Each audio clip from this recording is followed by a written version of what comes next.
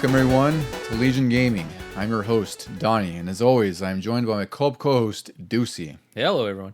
Deucey, how are you this same fanciful Saturday afternoon as the last episode we talked about? Yep, still doing good. Ready for round 2, literally. I know this would be great. It kind of works that we're recording in pairs since we have a bit of a duality sense here. So today, Deucey had a really fun idea to cover a topic that he came up with, and it's around sequels. So Deucey, if you do you want to give us like a primer of what sequels we're talking about potentially? Yeah, so it wasn't all my idea, but I was listening to another podcast, and it's a kind of a fun one. It's just two guys like us, and they go around with random topics. And what they do is they do top 10 lists, but they don't rank them in order of importance. They just each pick 5 and try to come to a consensus on their list. So they did one about movie sequels and what were the best movie sequels. They had stipulations like it has to be better than the first one, and it has to be, if you're going to do like a third one in a trilogy, it has to be better than the previous 2 or whatever. And then they went way off the board and they didn't do just 10 because sequels are all around us. Yes, they are. When you mentioned this topic, and I was like, oh, I have to really think on that because I know there's a few I could think off the top of my head. But as I was making the list, I was like, oh my God, there's so many more I could talk about and would love to talk about. But we kind of kept it even with our list. We have about like 16, 17 each, somewhere around there. And it's so wild because like I saw some on your list and I realized like, oh yeah, technically that is a sequel, but it might be like the start of a whole new different series or something. And they sort of ran into the same problem too when they were doing the movies. Like they had Spider-Man 2 on there, the original with Doc Ock, and but then they also had Spider-Man No Way Home, which is the second. Yeah, which is like another one for that trilogy or something. So we could have kind of done the same with ours because there's a ton of like, God of War Ragnarok is different than God of War 3 back in the day and stuff like that. I inadvertently, when I was making my list, I sort of like made it one per series, but we could definitely go off on some others. There is, and I will say I cheat on some of my choices because it's like Deucey said, this topic is going to be very loose as far as stipulations or criteria, and it's not a definitive list. It's more just like a lot of the games that we immediately thought of that we really love that happen to be sequels and they're better than the original for significant reasons, or maybe they influence the gaming industry in significant ways. So it's going to be a fun episode because, like I said, there's a lot of things I would love to talk about. I feel like there's other game series that we could include, but we just didn't. Yeah. And, even whittling down to what we have, I feel like was pretty difficult. So before we get to our fun list here, Deucey, what have you been playing lately? Man, I am still sticking with the same old.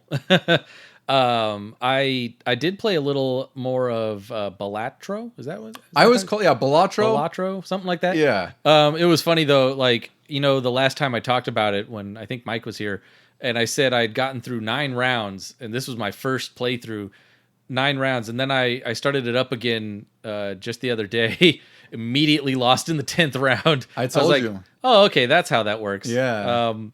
Played a little more of that, and then I did play Outer Worlds quite a bit, and you know how I mentioned that like one of the DLCs is available to me already if I just talk to my onboard computer person. Another one, I was coming back from a mission I was doing, and I'm like, wow, I finally can go on to this other planet, and I'm really moving the story along. And then all of a sudden, this space UPS driver, they call it HPS. But that's great. He's a delivery boy, like hyperspace postal servers or something. Yeah, and they drop off this package in your cargo hold, and you're like, huh? And you go in there, and it's a severed hand with a recording device, and that kicks you into the other DLC content. That's morbidly hilarious. Yes. I love that. And all of a sudden, all of your characters that you've gathered are sitting around you in the kitchen listening to this recording device. It really felt like Firefly to me. They were like sitting there about to get their next mission or something like that. And so I was just like, screw it. I don't even know if I'm halfway through the main story yet, but I'll go off and do this side mission and gain more levels through that.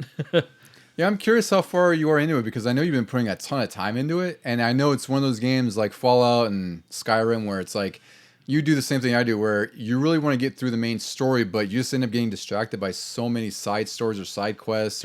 And this one is so much easier to get sidetracked because, like you go to a different planet and most of your side missions are contained to that planet that you're on. So you're like, well, while I'm here, I might as well, boom, knock out 4 or 5 of them. You just want to be productive while you wait for your time there. So right now in the main story, I'm about to go to the big, rich, fancy planet. I think it's called Byzantium. And I'm closely approaching where I stopped the first time because I remember getting to that planet. And I looked around going, yep, this is fancy. But then I can't remember doing much past that. Yeah. I know this is kind of an unfair comparison, but just by the fact that you played this a lot more already, how would you compare your experience with Outer Worlds to Starfield? Because Starfield, I know you barely get into that because you were doing I know you were falling asleep through half of it because you were playing it late and it carries your career up your time. But just for what you did get to play, compared to the two, obviously I think you're swinging more towards Outer Worlds by a mile. Yeah, Outer Worlds is, I feel, a lot more approachable because it's got a lot more humor in it. Like I said, it feels very Firefly-ish. So if you're a fan of that show, you're going to be a fan of this game and how they've structured the characters.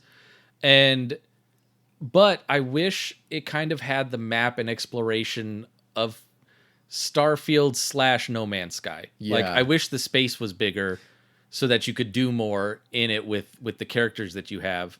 But it also helps that it is a little more cohesive, a little more tight, so that you don't just get completely sidetracked. Yeah, and overwhelmed, and yeah, because I would love to finish Outer Worlds because I started it twice. I played it when it first came out, and then I restarted it before the next gen update came out.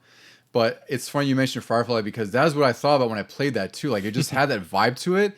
And even the ship kind of looks a little bit like the ship from Firefly. Especially inside. Yeah, inside, yeah. And it's one of those things where Starfield I've been always obviously very critical on here about it, but it's one of those games where it got pretty boring. It showed everything it needed to show me within 10 or 15 hours. But I wish it had that exploration like No Man's Sky did. Whereas Outer Worlds, the way I see it, is how you saw it, where everything, it has a narrow thread connecting you. And it's still trying to be an expansive universe, but it's not because there's still only so many planets that you can access and whatever else. But that's also what I prefer because my thing with Starfield is there's 1,000 planets and 3% of them might have anything worth a damn on them. Yeah, you didn't need that many. Yeah, whereas Outer Worlds is the opposite, where it's it only has so many planets you can explore, but there's a lot to do on them. Or you might find some other side quests or a little bit more substantial versus just barren planet 997 or something, There's even a couple more planets on this that are grayed out, and I'm wondering, do I get to see those, or are they just there for aesthetics to make you feel like you belong in that solar system? Oh yeah, it's in the system. Maybe it's Uncharted or something like that. Yeah, I don't know, but yeah, I figured that was kind of how you swayed between the two because I knew you didn't finish Starfield by a mile, which is fine. Yeah, I barely got started in that. Yeah, I think someday that game might be a lot better, but Outer Worlds, it's funny to me how it seems like the perception of that game has changed since Starfield was released, because it seemed like when Outer Worlds came out, a lot of people seemed to paint it as this mediocre, not great experience, and a lot of people were like, let's wait for Starfield because it's gonna be the big thing. And now it's people are more fond of Outer Worlds for whatever reason because Starfield by comparison isn't what they would have expected.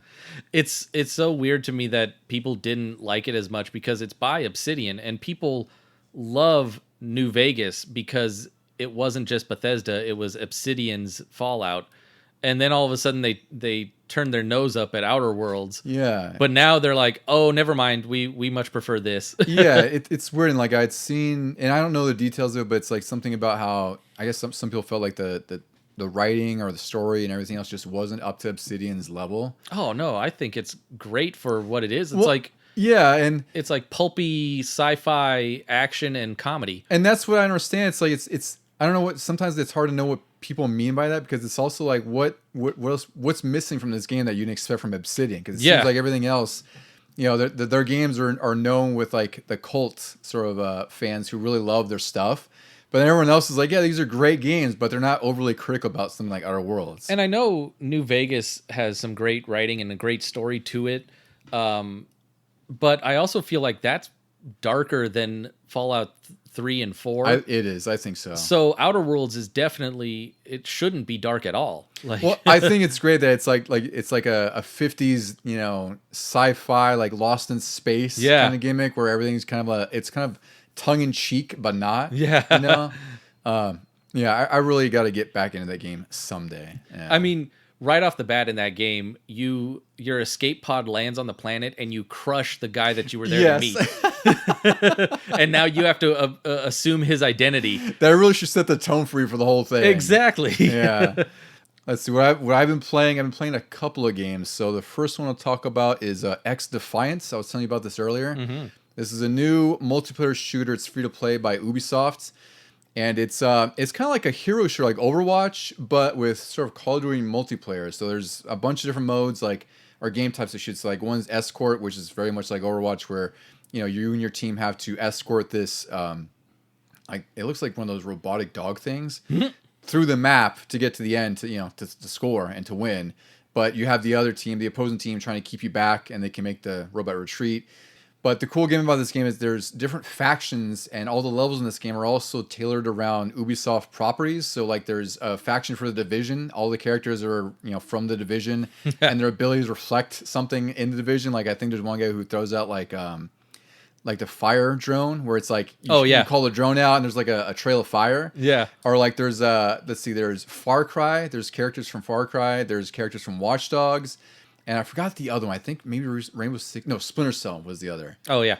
So it's a free to play game, which of course means that there's a battle pass. There's all kinds of skins and monetization. I don't care because this game is actually pretty freaking fun. Like I haven't played much Call of Duty 3 multiplayer lately, but this is like different enough to where it's a lot more. What's the word I'm looking for? Like it's a lot more chaotic, just because each character has different abilities and there's different team makeups. Like you want to have a healer on your team, obviously, at least one or two. And then, for me, it's just been enjoyable. I played like 2 or 3 hours last night, which was surprising. I was just like, I'll check it out and see how many matches I'll get in. But it's really, really fun. It's I don't know how much legs it has, because I don't know how much I'll stick to it. But I'm hoping I'll be able to get some friends onto it, because it's a pretty cool game so far. Like it got a lot of buzz before release, because it's supposed to be like the Call of Duty alternative, which it definitely seems to be the case. But whether or not it sticks around remains to be seen. Yeah, I saw you playing it last night, and then all of a sudden today I saw it advertised on Xbox. I saw you playing it on PlayStation, but all of a sudden it was front page on the Xbox. I was like, oh, what a coincidence. So I looked at the like trailer and everything, and then when you said it was based on the Ubisoft factions, I was like, wait a minute. I heard about this. It feels like years ago. It feels like even pre-pandemic almost. Like I don't know when I heard about this, but it feels like one of those games that I've heard the name so long, and then our friend Matt even brought it up like a while ago. And I guess it's just been in beta ever since. So I don't know what the deal was. I don't think it was in early access, because I couldn't play it at all. And they got its release just this week, and I figured, it's free to play. Like, why not check it out? It's by Ubisoft, who, they make great games. Like, there's a lot of stuff that may be middle of the road for them, but all their games are mechanically sound for the most part. I'm surprised there's no Assassin's Creed faction yet. I like I said, I think they're gonna wait to bring that out, because I feel like it's like, if they're sort of hanging the thread of Ubisoft franchise in here, I think that opens up so much for what they could do.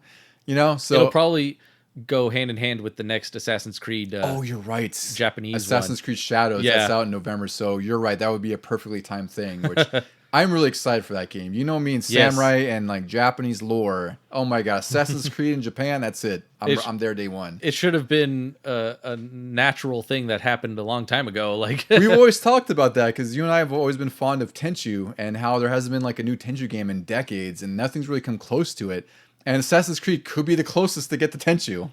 The last type of game I want from Assassin's Creed is sort of a modern day thing, where you're a modern day assassin with some modern day weapons, but you still have to be very sneaky, and you may even still have a wrist blade or something, but it's just modern. That sounds like a Splinter Cell game waiting to happen. Yeah, I'm there for it. Assassin's Creed Splinter Cell. I mean, yeah, Ubisoft has plenty of practice with all these other modern shooters and things. Like, just put in the assassin stealth aspect to it. Yeah, I think it could be really good. So I'm definitely excited for Assassin's Creed Shadows for sure. That's out in November. Yes. And then the other game I've been playing, I just started, was Paper Mario and the Thousand Year Door on the Switch. Oh, yeah. Which is a remake of the GameCube one. I posted a couple days ago when it came out. I really like this, of course.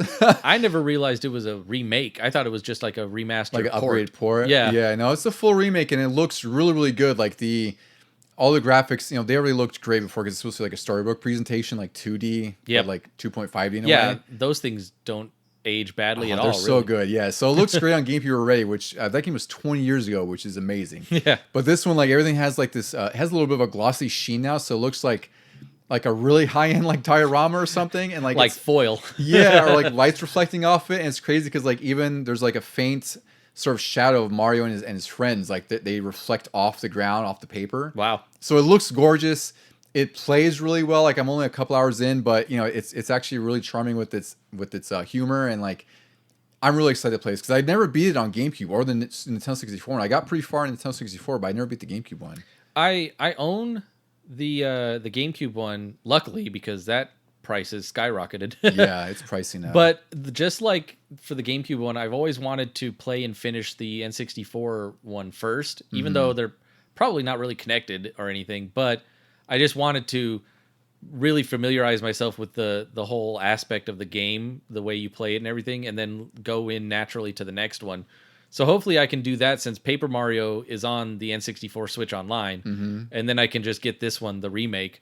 Yeah, it's really good because it's I think one of the big things is after playing Mario RPG back in the day, and then hearing how Paper Mario is with the combat system, where it does have some of the timed hits, and there's even things where like when you use his hammer, you have to hold left on the stick so it sort of charges it up, Yeah, and then and spring it forward when it hits a certain point. So I always love when a turn-based RPG has those kinds of interactivity with the combat because it just makes it a lot more fun than just hitting A and seeing the attack happen, right? So I think it's great that Paper Mario has had enough legs over the last 20 plus years, more than that, because it was 2001 for the GameCube, for the Nintendo 64 one.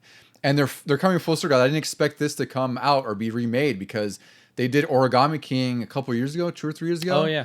And that one was fun, but I couldn't get into it the way I thought I would have. Like, the combat system is really different there, and it's not what I was really looking for when I expected like a Paper Mario game. So it's still a great game. It's just not what I wanted. Paper Mario, ever since like after 1,000 Year Door, it hasn't been the same. Like I actually enjoyed the one on Wii. I think it was Super Paper Mario. Yes. Where you could go like 2D or 3D, like behind the scenes type thing. That was really cool. But then they got that sticker one, which was really a pain when you tried to do the combat system. That was really divisive. So I've heard there's some people who really love that game, and there's some people who really hate it because I think the stickers, are they limited? Like Yeah. You can't, yeah, right. You can only have so many. And you need a sticker for your basic attack. Oh, I didn't know that. Yeah. So wait, so what if you have no attacks? Then Exactly. You just defend? Oh, okay. Now you're seeing the points. I'm gonna have to look and see how that works because I do have that. I just haven't started on 3DS because I picked it up way after the fact in case it went up in price, which I hate that we do that. Yeah. Right, but it was like $15. I was like, I better pick this up in case I do want to play it at some point. So I was really excited when I heard that 1,000 Year Door was coming out again. Even if it was just a port, like an upgraded port, I would have been happy with it because at least it was kind of a return to form. Yeah, and there is some people online who are not happy that it's now 30 frames per second instead of 60, which I could see as it being a big deal to some. I noticed it on some games for me because like on my TV, it's a turn-based that's RPG. Exactly, and that's my thing. Like, it's different if I was playing Street Fighter at 30 frames a second, or like, there's some games where I do notice it pretty badly. Racing game or something. Yeah, like you can definitely notice it, but for an RPG and also for like how good this looks, it's fine. Like to be honest, like 30 frames per second, even on the OLED Switch, looks great. Yeah. Like it'd be nice to have it fluid at 60, but it's stable at 30. And you and I always joke like we grew up with games that were 8 frames 15, a second. yeah. 15. The fact Cruising that USA was terrible. Yeah.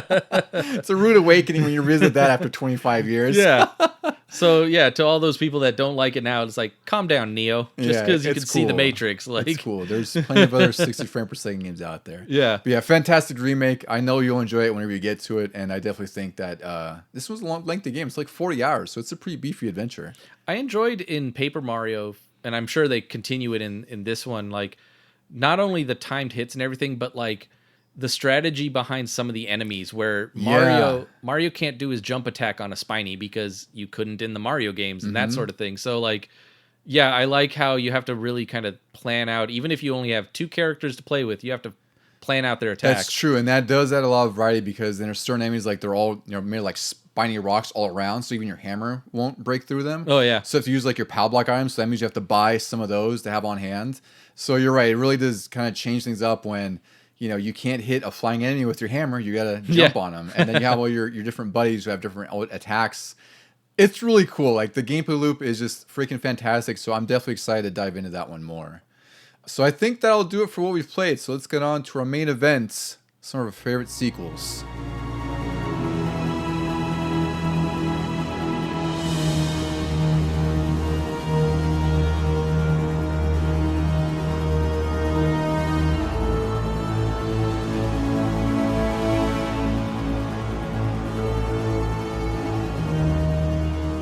All right, Deucey. So we're talking some great sequels, maybe best sequels, some of our favorite sequels. We're just talking everything sequels today. It's fitting that what you were playing was Thousand Year Door, which is technically a sequel. That is true. I didn't even consider that as a lead-in, but that's actually perfect. Yeah. Yeah, it's funny that people complain about like, oh, the movie industry is nothing but sequels, and even games can be somewhat similar, but there are a lot of great ones out there. Like, especially if they improve on the original, I'm all for it. Like, and I think that's what it should be, because really, a lot of things, there's a lot of games or movies you do wish had sequels and you get them, and a lot of times they don't pay off the way you'd expect them to, whether because it's too much of the same, or there's like a different writer, or wherever the case is, or they it's like just varied wildly, like Castlevania 2 or Zelda 2 or something. Right. And it's the thing is like it's always great to see experimentation, especially with gaming sequels, but at the same time, it's always a risk, right? Because Zelda 2 was a risk and it didn't necessarily fail, but obviously they went back to the old Zelda games with Link to the Past until pretty much Breath of the Wild had the same format for Link to the Past and even the original in some instances. So it's hard to say. You want more sequels, but then it's what makes a great sequel is it takes what everything the first one did, and then either makes it better or does more with it or evolves it. There's some games on this list, Ducey. I know you have some on your list, but I think it's not out of the norm to say, or out of the realm of possibility to say, that they've influenced the gaming industry in some significant ways. Oh yeah. There's a couple we'll highlight for sure, but there's some that I think really changed just games in general and future. Yeah. So, Ducey, anything you want to preface before we dive into our list here? Well, it's not going to be like how I described the movie one, I don't think, where like we're going to be talking about the sequels in a series, but it could very well be that like the first one in the series was also just as good or just as influential, or the first one in a series in one case is a sequel still to some others. But I think I tried in my mind to say like the ones that I put on this list definitely improved on the original at least. Yeah, I think that's the same for me. I think just about all the games on my list in one way or another either improved upon the original, which was already great, or in some cases improved on the original where if the sequel didn't exist, that series probably would not ever exist ever again because the first one was so bad. Oh yeah, right. There's at least one I'll name that we'll get to. So it's like like we said, this list is very loose. It's just kind of like some of our favorites, something that came to mind, and really all these games are amazing. At the end of the day, like all the games we'll call out are pretty incredible. So Ducey, why don't you kick us off with one of the ones on your list? And we're kind of going, actually we should say too, we're kind of going by generation in a way. So we're starting at like Nintendo and then going up to modern. So there's no real format to it. We're just kind of like going by generation. It's not like ranked or anything. Definitely not a ranked thing. Like this is the best ever. But when I was making this list, it was so all over the place. And I thought that's going to sound weird during the actual podcast. So I tried to order them by release date, and to start us off, I went all the way back to Nintendo. Probably the earliest one I could think of. If I had picked another one in the series, it would have been a little later, obviously. But I went with, obviously, Mega Man 2, because this immediately followed the first Mega Man game, which people were like, they were like, yeah, this is cool, but it's like a Capcom game. There's points, whatever. Mega Man 2 came out, and they were like, what is this Mega Man? Yeah. Like, Mega who? 2? I mean, it established, the 8 bosses, which every Mega Man and Mega Man X game afterwards has followed. It included the little side items to help you traverse the level, even if they weren't Rush yet. They were what inspired Rush. I will say that in later years, in more recent years, I've come to appreciate Mega Man's 4 and 5 more because it feels like those are the sequels that really brought everything together and then just did it well. I'd agree because four felt like it didn't have as many fans, and 5 and 6 have had less because obviously I think by then Super Nintendo was out so much. But 4 and especially 5 are really really good. Like they're definitely what Capcom took with the earlier games and applied them and made them the best they could at that point. So I still just picked Mega Man 2 because obviously I grew up with it. It's my top Mega Man game, and it started it. It started the gradual progression up. Mega Man 3 built on that, and then 4 and 5 built on those. So yeah, it was a great genesis. It was a great start. And really 2 is where, like you said, the formula for Mega Man was solidified because 1 did it, but there's only 6 boxes, right? 6 bosses. And then, like they had that useless point system, but 2, it's like, I think it was made in less time, if I recall. The music is definitely one of the best you'll hear in the entire series, and it's influenced the entire series since. Like a lot of times, that's really the one they're trying to beat is Mega Man 2 or even 3 to some instances in X. You mentioned the soundtrack too. Like even future games kind of harken back to that soundtrack. I think Mega Man X5 uses some variation of the songs, and Mega Man 9, I believe it is, like really pays homage to it too. Yeah, it's almost like a it's almost like a melodic, fast-paced, I don't know, like speed metal thing of the time or something, because it's amazing. Like and again, like music is so important to the game experience. There's nothing better than Mega Man music when you're playing as Mega Man. Yeah, it's so freaking good in pretty much every single game. All right, well, I guess we'll go into, since you got more Nintendo games than I do, let's just start with some of yours. So the next one we have on your list, it's Mario Brothers 3. Yep. So this one, I think this is a good one to put on your list. Yeah. Even though it's obvious. If we were ranking them, like we said, like a 1 through 10 or whatever, I would put this up at probably number 1. I think this is like the blueprint for what makes a sequel and better than the original. Like Mario 2 ventured off the path and was basically a different game that got reskinned. And it was I love Mario 2. Me too. I grew to, I didn't love it as much when I was a kid. Like I really liked it because my brother liked it, but it was not 3, which I played, I think, before 2 even. 3 was 1, but with better graphics and a whole bunch of new stuff. Oh my god, it was so good. Overworld map, the suits, everything. The P-suits. Yeah. The P-wing, I should say. It had 8 worlds like the original, but it had more levels per world. And every world was really distinct. Everything had a theme. Yep. And, I have so many memories of playing with friends of the overworld map and, like, the little icon of, like, the level number with, the black and, like, the hatching. Yeah. Right? Like, that stuff is ingrained in your memory. Seeing the Hammer Brother go back and forth across a section of the map. There's so much in this game, and there's no surprise that it was like one of the best games ever made. And look at how it influenced just a ton of Mario games to follow. Like the overworld type thing, like is used even now in Mario Wonder. And the Koopa Kids have been used in like new Mario Brothers and stuff like that. And they're in Mario Kart. They're everywhere. Yeah. I would say this game, it's, like there's Mario World, which did I always put that on our list? I don't think we did, which is surprising. No, but that's I kind of wanted to skip it, even though it's Mario Brothers 4 in Japan. But it's also that is kind of like the start of its own thing. It is the start of a new series, yeah, which is kind of what one of my choices is too.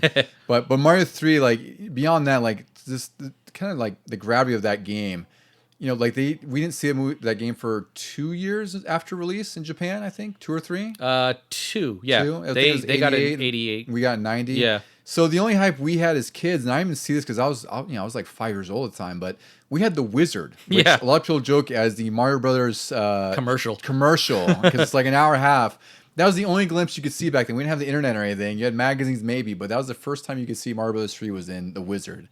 Which I love that movie. It's not a great movie, but it's great. I think there were some magazines with maybe a screenshot here or there, but it definitely wasn't as extensive as the movie. Yeah, I would say this is a pretty excellent choice to put on your list for best sequels. So we'll go on to another one of yours, actually, Ducey, because I started with mine at Super Nintendo, which is kind of funny. I had a few from Nintendo I could have chose, but I was like I said, I relied on you to pick some of the same choices, so I had to be different because I knew we'd end up talking about the same stuff because we have to. But the next one on your list is another fantastic choice, an episode we're going to be doing pretty soon in June, Mario Land 2 for the Game Boy. Yep. This one, again, is just improves on the original in so many ways.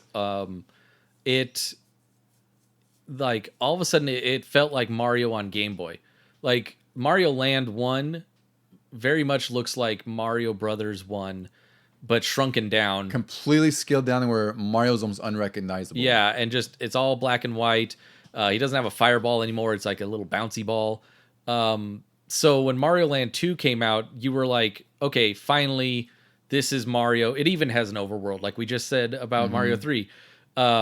I think it was in development around the same time as Mario World, if I'm not mistaken. So yeah, that's why I think they're working in parallel. He looks very similar to the Mario World Mario and things like that.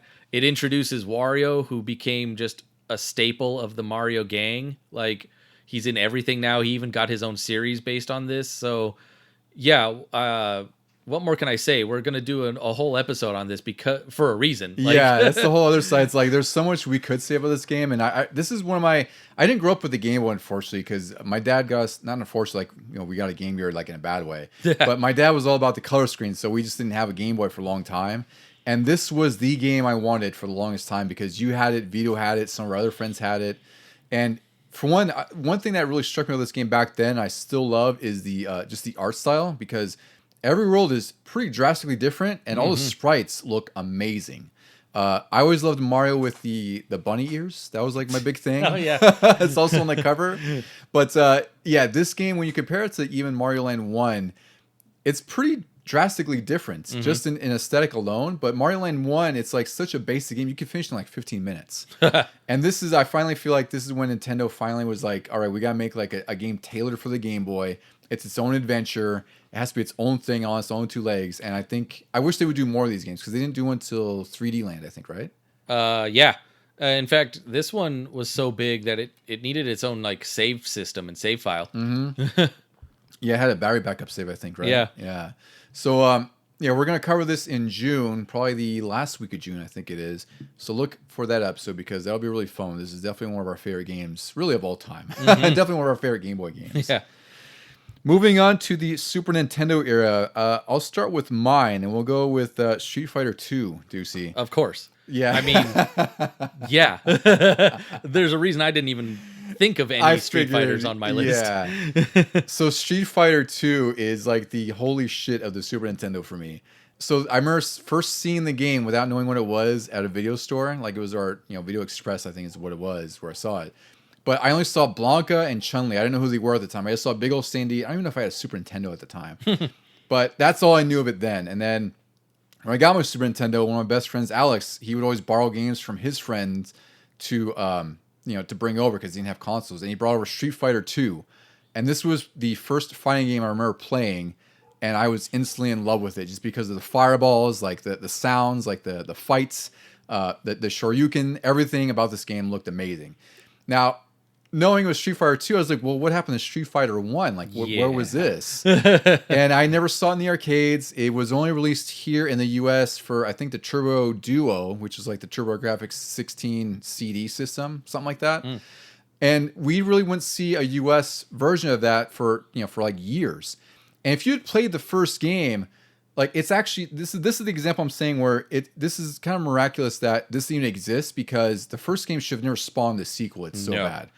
Like, the first game's controls are absolutely horrible. Like, there's, it has some of the same motions as 2, where it's like down to forward, course controller's punch is, fireball, but it doesn't work. In the arcades, isn't there a version of the original that you had to actually punch? Yeah, so one of the versions they're like these little, buttons, and then depending on how hard you would hit it would determine the strength of your hit in the game. Wow. And people, obviously Capcom's like, yeah, people are going to get tired of doing this, and they're also going to hurt themselves. Yes. So that's when we switched to the 6-button layout, which, is pretty crazy. It was even back then. But the response of the controls of Street Fighter 1 is awful. Like, it is nearly unplayable. And it's almost impossible to beat. I beat it with save states. So when you compare Street Fighter 1, what that was, and then see the evolution of Street Fighter 2, there's 8 distinct characters where in the first game, it was just Ken and Ryu versus each other. You couldn't play as the other boss characters, which was everyone else.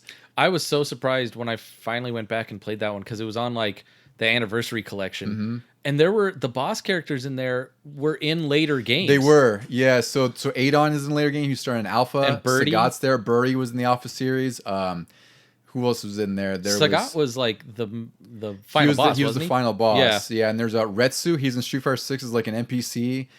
So there's a lot of things did still come from Street Fighter 1. But it's amazing. Like I said, it's amazing that Street Fighter 2 even exists because it seems like it would have failed. And then when you compare the gameplay of 2 and 1. To me, this is easily one of the greatest sequels ever. Yeah. And also, fighting games would not be where they are now if it wasn't for Street Fighter 2, because this became one of the most successful arcades ever because people couldn't stop pumping cores into this. This is practically like, it shouldn't even be considered a sequel. This is like the start of so many things. Start of Street Fighter, the start of arcade fighters. Yeah, it's to me this is the one I'll call out as like one of the most significant games in gaming history because of what it's done and what's influenced. Like 8 distinct characters, like that's nothing now. Like people complain when there's a roster of 20 in a release game, right? We had 8, but they were all vastly different from each other. They all played differently. They all had different moves. You know, I was like immersed in that. Like my friend Alex and I and my brother would just play the shit out of this game nonstop. In the original, could 2 people be the same character? No, you couldn't. That's why Ryu and Ken existed. Yeah, so I think there was also a code you entered at one of the screens in Street Fighter 2, the original, where you could play as the same character. But in Street Fighter 2 Turbo, that's when it was like you could play as the same character and they had different palettes and everything. Yeah. So Street Fighter 2, easiest choice I could put on here. I genuinely think this is one of the best sequels of all time. It's one of the best games of all time. I would even put Turbo above it. Like, for sure. I feel like that's when I want to start playing Street Fighter. For sure, yeah. Turbo on. I definitely agree with that. Yeah, but I'm saying like strictly from 1 to 2. Yeah, this is like the sequel of sequels. Yeah, it influenced so much beyond that. You know.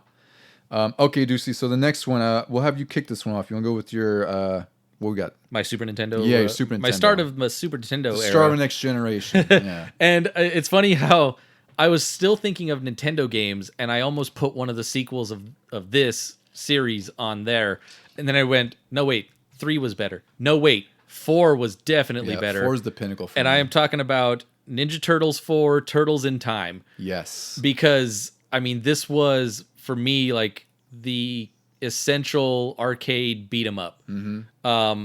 Sure, there was, like, Streets of Rage and things, but I liked the Turtles and the stories that they told. Well, we were the perfect age for Turtles at the time too. That's the other side. Yeah, of it. Yeah. And so I know this was only 2-player. The arcade was 4-player, but it didn't matter. Like we still had so much fun doing 2 players. This was such an amazing game to play 2-player. Like this was one of the first Super Nintendo games I got, and yeah, it's like at the time it was definitely like the pinnacle of beat 'em ups. And I just as soon as they showed that you could throw an enemy at the screen, that's all I wanted to do. Oh yeah, so that's the thing is, when I did that as a kid, I didn't know what I had done. I was like, oh, what happened? What was that? Because I was playing with my dad. Yeah, and it was a cool effect because you don't see that. Like it's always just side scrolling, right? And yeah. You have this little interactivity where it's like one of the bosses with Shredder, you throw enemies at the screen to destroy them. You know, like that's amazing. That was, and for the Super Nintendo, that was a great improvement because the arcade doesn't have that boss fight. Yeah, it was a unique boss fight. Yeah, and there's also Neon Knight Riders, right? That's the other unique level to Super Nintendo. So again, another fantastic choice because I thought about putting the arcade game on my list as well. Yep. And then I kind of thought about Turtles in Time. This was before I had known you put it on there, but it was just, the other games on the list kind of bumped it out.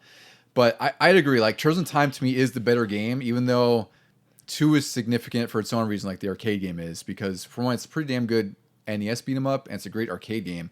But I think Turtles in Time, just also with the idea of them traveling through time through different levels and time periods, pretty incredible. And if you think about it strictly in arcade sense, this was the sequel to the arcade game. Yeah, like the arcade game that was Turtles 2 was technically the first one.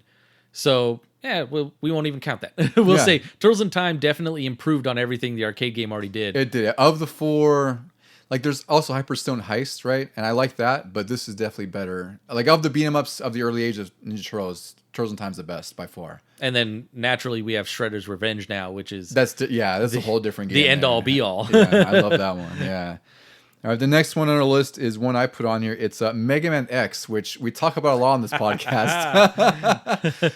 But to me, this was from episode 1, and now 33. It's making its way back. Mega Man X. It's sort of a separate series in a way, and it's kind of a sequel, but it's not. But it's sort of like tangentially related to Mega Man, right? Like this is another one where I was gonna skip it because it spawned 7 other sequels. Yeah, but like I could see where you're coming from because it is literally like a sequel in timeline. It is, and for me, it's the next again the evolution of Mega Man. Like it's X, who's his history is with Mega Man. Like he was the newer version of Mega Man, right? But this game, like again, this is like Capcom firing on all cylinders. You should go listen to our first episode. We sound a lot different there because it was our first episode. Yeah. But I felt like we did a lot of good justice for Mega Man X. But it's one of my favorite games of all time. I think when you look at what Mega Man 1 through 6 did, which each version did something kind of new and different, like for the charge shot, the slide. Mega Man X has the wall kick. It has the armor upgrades, the dash. It has the charging up of boss weapons, which never done before. Oh yeah. The levels are a little bit more vertical, like they're a little bit more robust in their design. This is exactly what I would expect for the next level of Mega Man, and to me, this is it's top 5 Super Nintendo games easily. Oh yeah. So for me, I feel like I had to put this on there, even though we've talked about it to death over the last 30 episodes in one way or another. So you want to go on the next one, Deucey? There, what we got? Yeah. Well, when you're speaking of top 5 Super Nintendo games, oh yeah, this is the top 5, and we are definitely going to talk about this in the coming month. Super Metroid.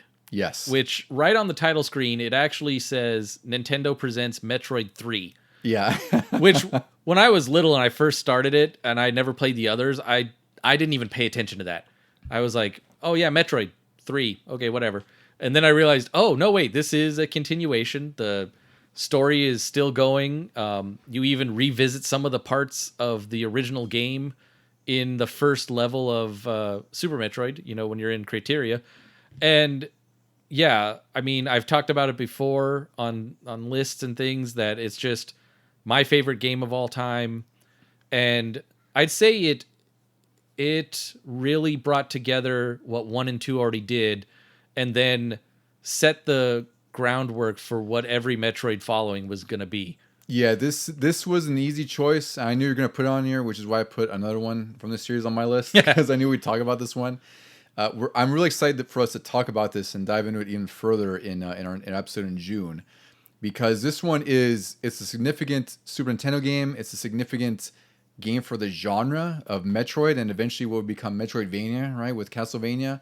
The music in this game is incredible for a Super Nintendo game. It has vocals. Each area is pretty distinct from one another. I think that's one of the biggest things I love about this game. That I love Metroid Dread. I've talked about that, but I think one of the misses it has is like the variety isn't what Super Metroid has or Metroid Prime or some of the early Metroid games. A lot of it looks kind of samey. Yeah, it's a lot of mechanical and steel and everything and metal. Yeah. It doesn't have like that living planet thing that Super Metroid does so well. So I'm excited to talk about this one. I think this one was an easy one to slot and definitely one of the best sequels you could ever hope for. Especially again compared to Metroid 1 and 2, this is like a generational leap. Yep, leaps and bounds from those two. Which, by the way, you can go listen to those episodes. We covered Metroid 1 and Zero Mission and Metroid 2 and the remake in our past episodes. In anticipation of Super Metroid. Yeah, which is coming down in June. So please, you got a lot to listen to if you haven't listened to us. Okay, so let's see. The next on my list, Deucey, is another big sequel, Sonic 2 for the Sega Genesis. Man, I can't believe I completely forgot about this because, like I think I told you, it transcends the console wars for me. Like, I always wanted to play Sonic 2, even if I didn't have a Genesis. Anytime I could get my hands on it, I just wanted to play Sonic 2.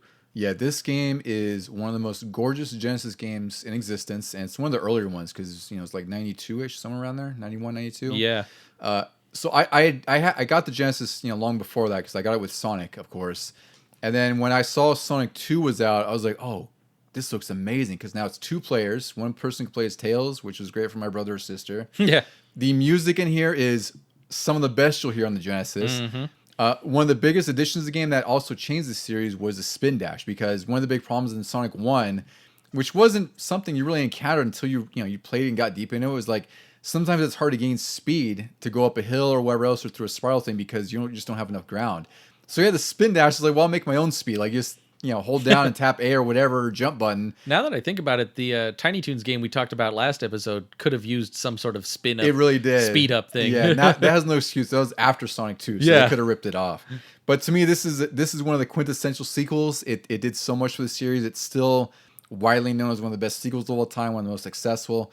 This one I feel like we had to at least talk about a little bit on our episode. Actually, we should do a deep dive on this at some point too. Yeah, for sure. Like, I feel like this, just like Super Metroid, kind of set the groundwork or the blueprints for what every Sonic game to follow should be like. Yeah, it really did. Even in the 3D adventures, like you were definitely going to have spin dashes and things like that. Yeah, and everyone goes back to Sonic 2 at some point. Anytime there's conversation about the best Sonic game, now or whatever's been released over the last however many years, it always goes back to Sonic 2 and then Sonic Mania now because that's kind of taking the mantle for one of the best Sonic games ever, which is fine. That game is well deserved. That game is amazing. All right, Ducey, where do you want to go with your next one, which I put on my list as well? Actually, no, let's go back a little bit because I saw one more Genesis one we could talk about before we get to the next one. Awesome. Streets of Rage 2. Oh, of course. So, yeah, of course. I kind of cheated with this because I was going to lump Streets of Rage 4 with this as well. Mm-hmm. To me, that is the best beat 'em up of all time. Shredder's Revenge is probably like second to me, but Streets of Rage 4 is I love that game. That was like one of my favorite games in the last 5 years. But Streets of Rage 2 for me, I didn't play Streets of Rage 1, but Streets of Rage 2 had some of the best music I've heard on Genesis. I still listen to the soundtrack today. I think it's miles better than Final Fight. I think it has way more style and right, and the art aesthetic's a lot better. The characters are a lot more interesting, even though Mike Hagar is pretty badass and Guy are pretty badass. I've always been a Streets of Rage person, but I think this is one of the best sequels you'll play. And the soundtrack in this game still holds up, and this game's like 32 years old or something insane. Like, I didn't think about these because I didn't have the Genesis, but this would probably be the second Sega game that I always wanted to play if we weren't doing Sonic, because you could also do two-player co-op. It was two-player, yeah. And I don't remember playing Streets of Rage 1 much until years later when it would come out on like Xbox Live or in some sort of collection. And then at that point, like 1, 2, and 3 sort of blur together for me. But I do know that all of them, including 2, were better than like Final Fight or most of what Super Nintendo had. Yeah, and Streets of Rage 1, like when you play that, you realize how it's an earlier Genesis game, but the sprites are a lot smaller. It's a lot more stiff. Like the controls aren't as smooth or as fluid as 2 is. Like 2 has some pretty cool combo attacks, and like you have your different individual attacks. Like they have the attack that like attacks all around them or something direct, right? Streets of Rage 1 was a lot more of a simple beat 'em up that was probably closer to Final Fight. It had that cool summon where you could call in the cops and they shoot rockets. Oh yeah, everybody's like a screen clearing thing, right? I forgot about that. And the music's great in Streets of Rage 1 as well, but I keep saying Street Fighter, Jesus H. But Streets of Rage 2, again, Yuzo Koshiro did this music for this. He's like a legend in soundtracks and gaming. And this is one of his best because he was going to clubs a lot at the time, like in the 80s. So this is like has a heavy like 80s club vibe, and I freaking love this soundtrack. I play the game because it's amazing, and also just to listen to the music. Didn't they kind of pay homage to that cop clearing screen in 4 or like? Yeah. So there is a summon for that. And then I forgot what else happens, but yeah, I think there's like a level where it pops up. Nice. That's why I love 4 because it has so many throwbacks to the original, including like the 8 or the 16-bit modes, like in the survival mode where everything looks like Streets of Rage 2 or 3 graphics. But like I said, I would love to do a whole episode of Streets of Rage 4 because I will never shut up about that game. I really love that. I have to get it again because it was on Game Pass and then it left. And That's right. I still want to play it. I bought it. I put in like, I don't know, 60 or 70 hours in that game or something. I don't know how long it is. I love Streets of Rage 4. But Streets of Rage 2, pinnacle of the trilogy in my eyes, because 3 it's a lot different than 2 is, and the music isn't as good, even though it's still Yuzo Koshiro. Like it's really industrial and different, but I just didn't like how it played compared to 2. 2 is like, it's like beat 'em up bliss to me. All right, Ducey, so we'll go to the next one, which we'll go from your list because we both put this on our list, and it's one of my favorite games of all time as well. Yep, we're stepping into the next generation now, into PlayStation, and of course it's Resident Evil 2. Yes. We've talked about this in our previous episodes, our ranked lists and everything. Yeah, top 10 RE games. And it is what we've described in this episode, where it took everything the first one did and then just made it better and bigger and badder and scarier. Like, Yeah, to me, this game is like the equivalent of like Alien and Aliens, where yeah. Alien is like Alien, like the original movie is more of like a horror movie almost, right? For sure. It's a lot more tense, a lot more claustrophobic, you know, maybe a little bit lower budget, especially compared to Aliens, which is what Resident Evil 1 was, because we enjoyed the hell out of Resident Evil 1, but then we got Resident Evil 2, and like it was the action-packed sequel, but still rooted in horror, kind of like Aliens was. And I remember like when we bought this game, like we couldn't stop playing this game. This was nonstop, being it over and over and over. This was it's funny, I showed you that ranked list from G-Man Lives, and he said something that actually rang true for me too. This was the first PlayStation game I ever really played. Oh wow. Like I might have seen Twisted Metal, and what was that one jumping game? Jumping Flash. I definitely saw a friend playing that, and I never played it, but Resident Evil 2 was the first one I really sat down and put time into. And I thought all games on PlayStation were going to be like this. Not the horror aspect, but like you had the CG cinematics. Yeah, the CG cutscenes and just the length of time that you took to play it. Going back to the first one, I was like, whoa, where's like the CG cutscenes that like had people talking, or like it wasn't, there was the live action at the beginning, which was cheesy and funny. And that was it. Yeah. And then like there was the part where the hunters get introduced, but it was like a first person weird, like you could tell it was very basic computer graphics. And then to get all of these cutscenes in the second game, like what an improvement. And it definitely opened the door for things like Final Fantasy VII and other games to put in all of these CG scenes. Well, yeah, and that's what was the big difference is they had a bigger budget, and then they knew that they wanted to make this an even bigger and better game. So there was a lot more emphasis on story, which the first game had a great story, but obviously it was paced differently because, like you said, it was a lot of character models and then like CG to kind of talk, to expand on things, like when you see Birkin transform, or when Hunk's getting the T-virus and all that stuff. Yeah, like there's a lot in Resident Evil 2 that the first game just couldn't do.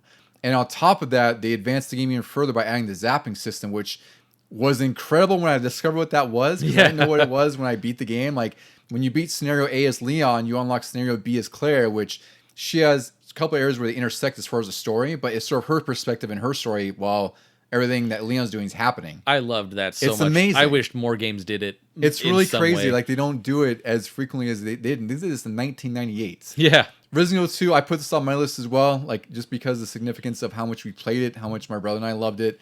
It's one of my favorite PS1 games. It's one of my favorite PS games of all time. Like, you could always make the argument that there's better Resident Evil sequels. Like, I know a lot of people probably put Resident Evil 4. 4 is definitely which is also fair, yeah. right? I don't think we have it on our list, but it's another one to mention because of how it progressed the series. It is like it's a literal evolution of the series from what survival horror and the tank controls was to like what is now like commonplace, like with the third person camera and the over the shoulder stuff. Like that's we didn't put it on our list, but we're not gonna dismiss the significance that game had on the industry as well. Yeah. But the Resident Evil 2, like we just had to put that over Resident Evil 4 because how much we loved it back then. The next one we'll talk about on my list is Castlevania Symphony of the Night.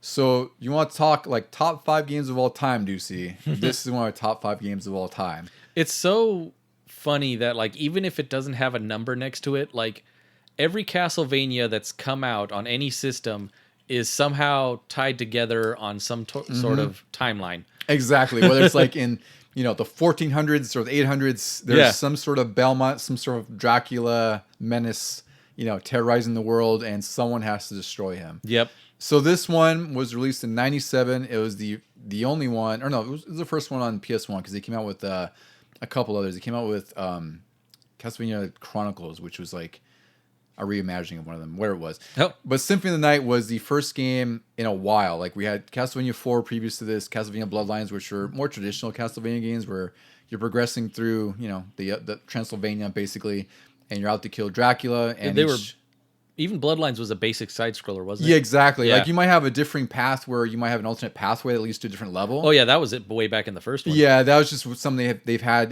since the beginning of the series. But Symphony of the Night turned everything in some cases literally upside down. So now, the entire Dracula's castle is open to you in some sense of the word.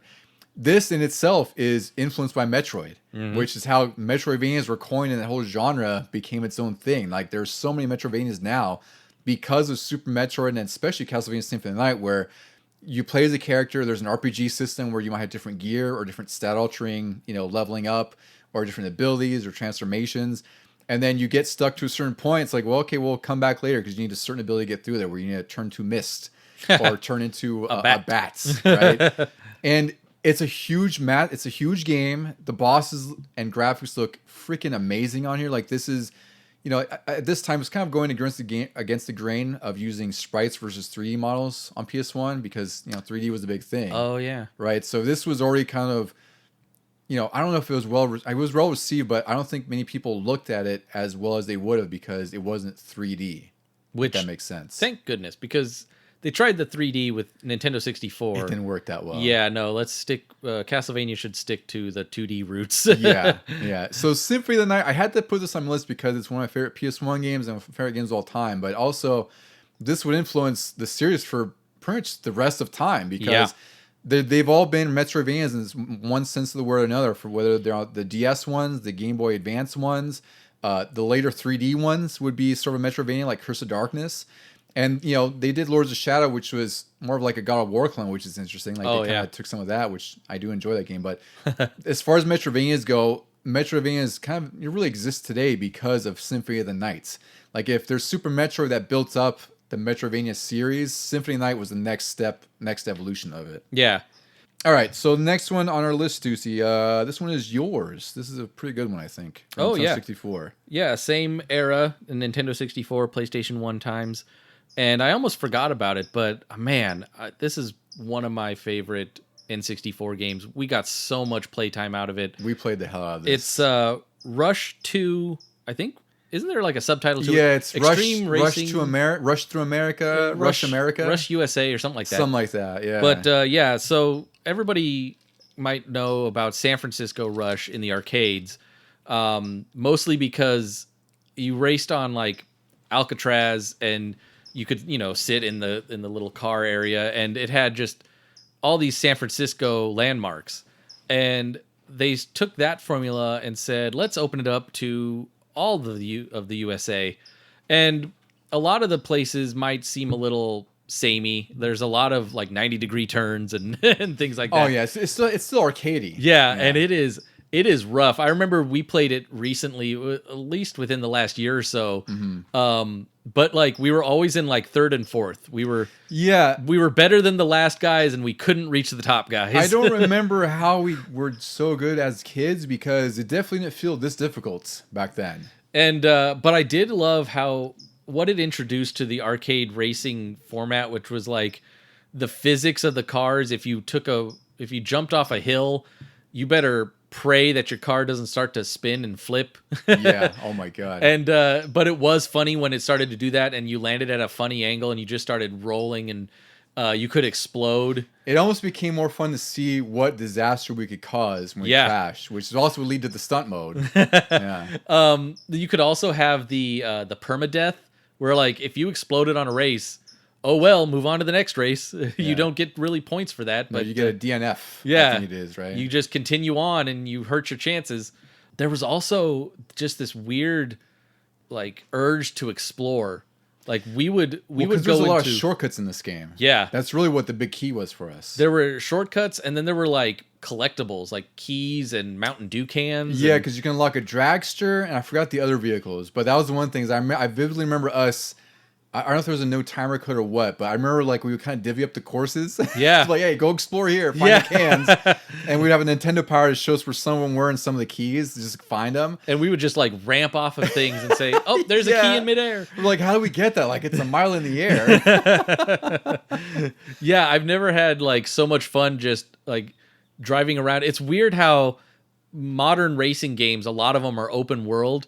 And I still don't have as much fun in those as I did back on these that were closed circuits. Yeah, I come the same way. Like with Burnout Paradise, I really loved it, but I kind of got tired of the open world stuff because I really get sick of having to fast travel or drive between events.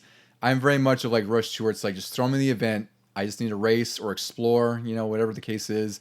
And that's fine. Like I'm fine with having that arcade sensibility. I also, one last thing of this one was I enjoyed the bonus unlockable track that you could do, which was the Midway offices. Oh, I forgot about that. Yeah. Yes. Yeah. That was a neat little homage to, it kind of felt like Toy Story at that time, where you're just like these little cars in this big world.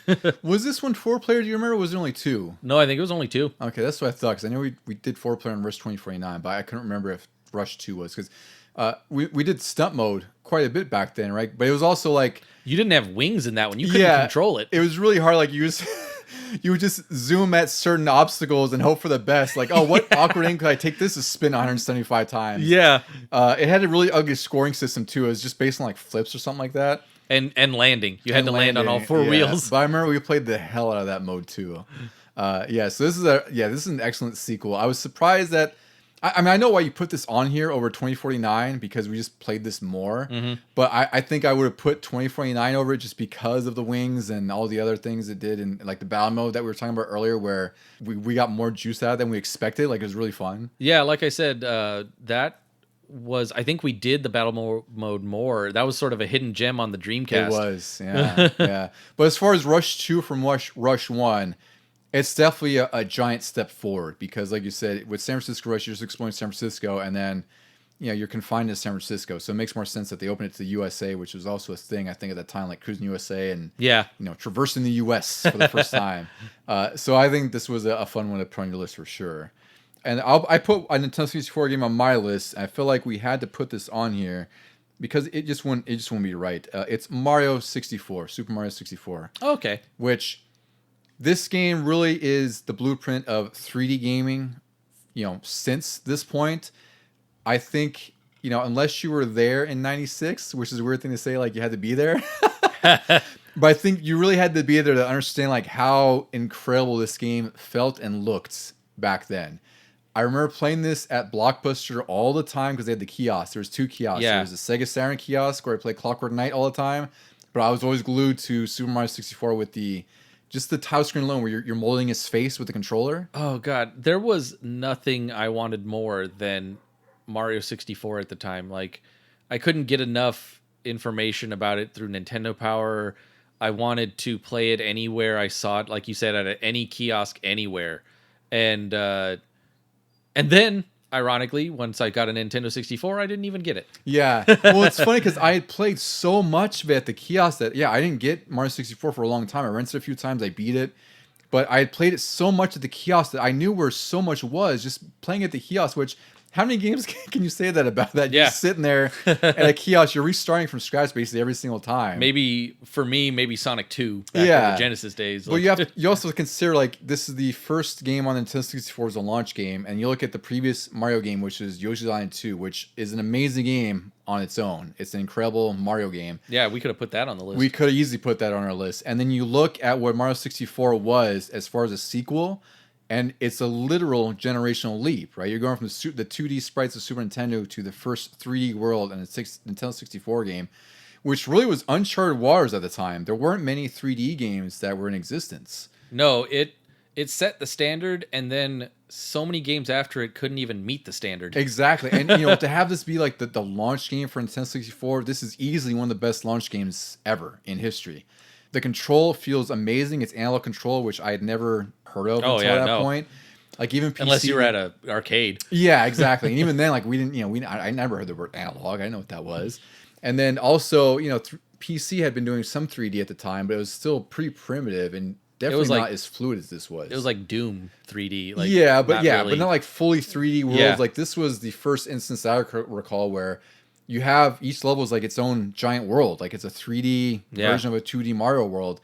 And you can go anywhere you want. And you can collect 8 coins to get a star. There's one thing that I will always love this game for is the different stipulations, different criteria to get stars, right? Like it'll give you hints. And you go up and you have to explore and go find what that hint means. Whether it's defeating a thwomp or, going underground to go find a pathway to a star. One thing I liked about Banjo-Kazooie after this, which really like kind of stepped up the game collectibles wise and everything, and 3D wise, was that like you could go in and then just stay in the world until you completed it. Because in Mario, they kept kicking you out after every star. Yeah. So you always have to go back. You're right. But at least when you went back, then it gave you the hint for the next one. It did. And it also, in some instances, it would change level just a little bit because of the star. Like, maybe their enemy placement's a little different. Oh, yeah. So it did have that going for it. But again, like for the first game, the first 3D game on a console, when like it's weird to talk about like 3D as a new thing. Like, I think that's what blows my mind is now as I'm getting older. It's like,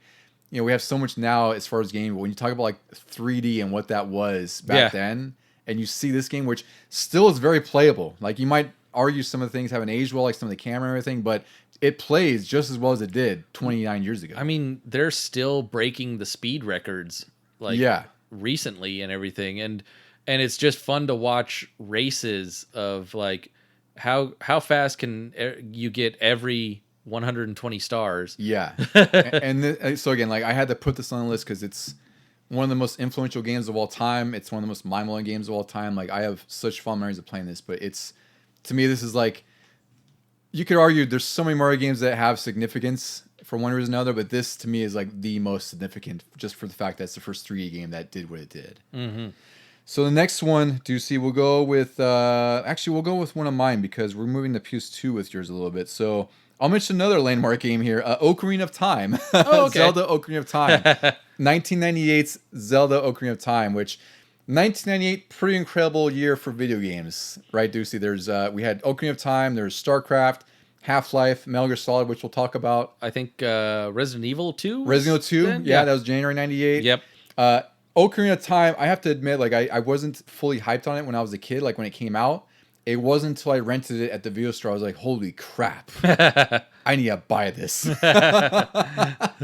So I remember playing like Link to the Past back then. I actually had beaten it at some point back then. And I don't know why I just wasn't interested in like a 3D Zelda. Like all the screenshots I'd seen up until then, like I think it was called like Zelda 64 because there wasn't a name. Oh, yeah. So I'd seen all this hype building up to it without anything that made me want to play it.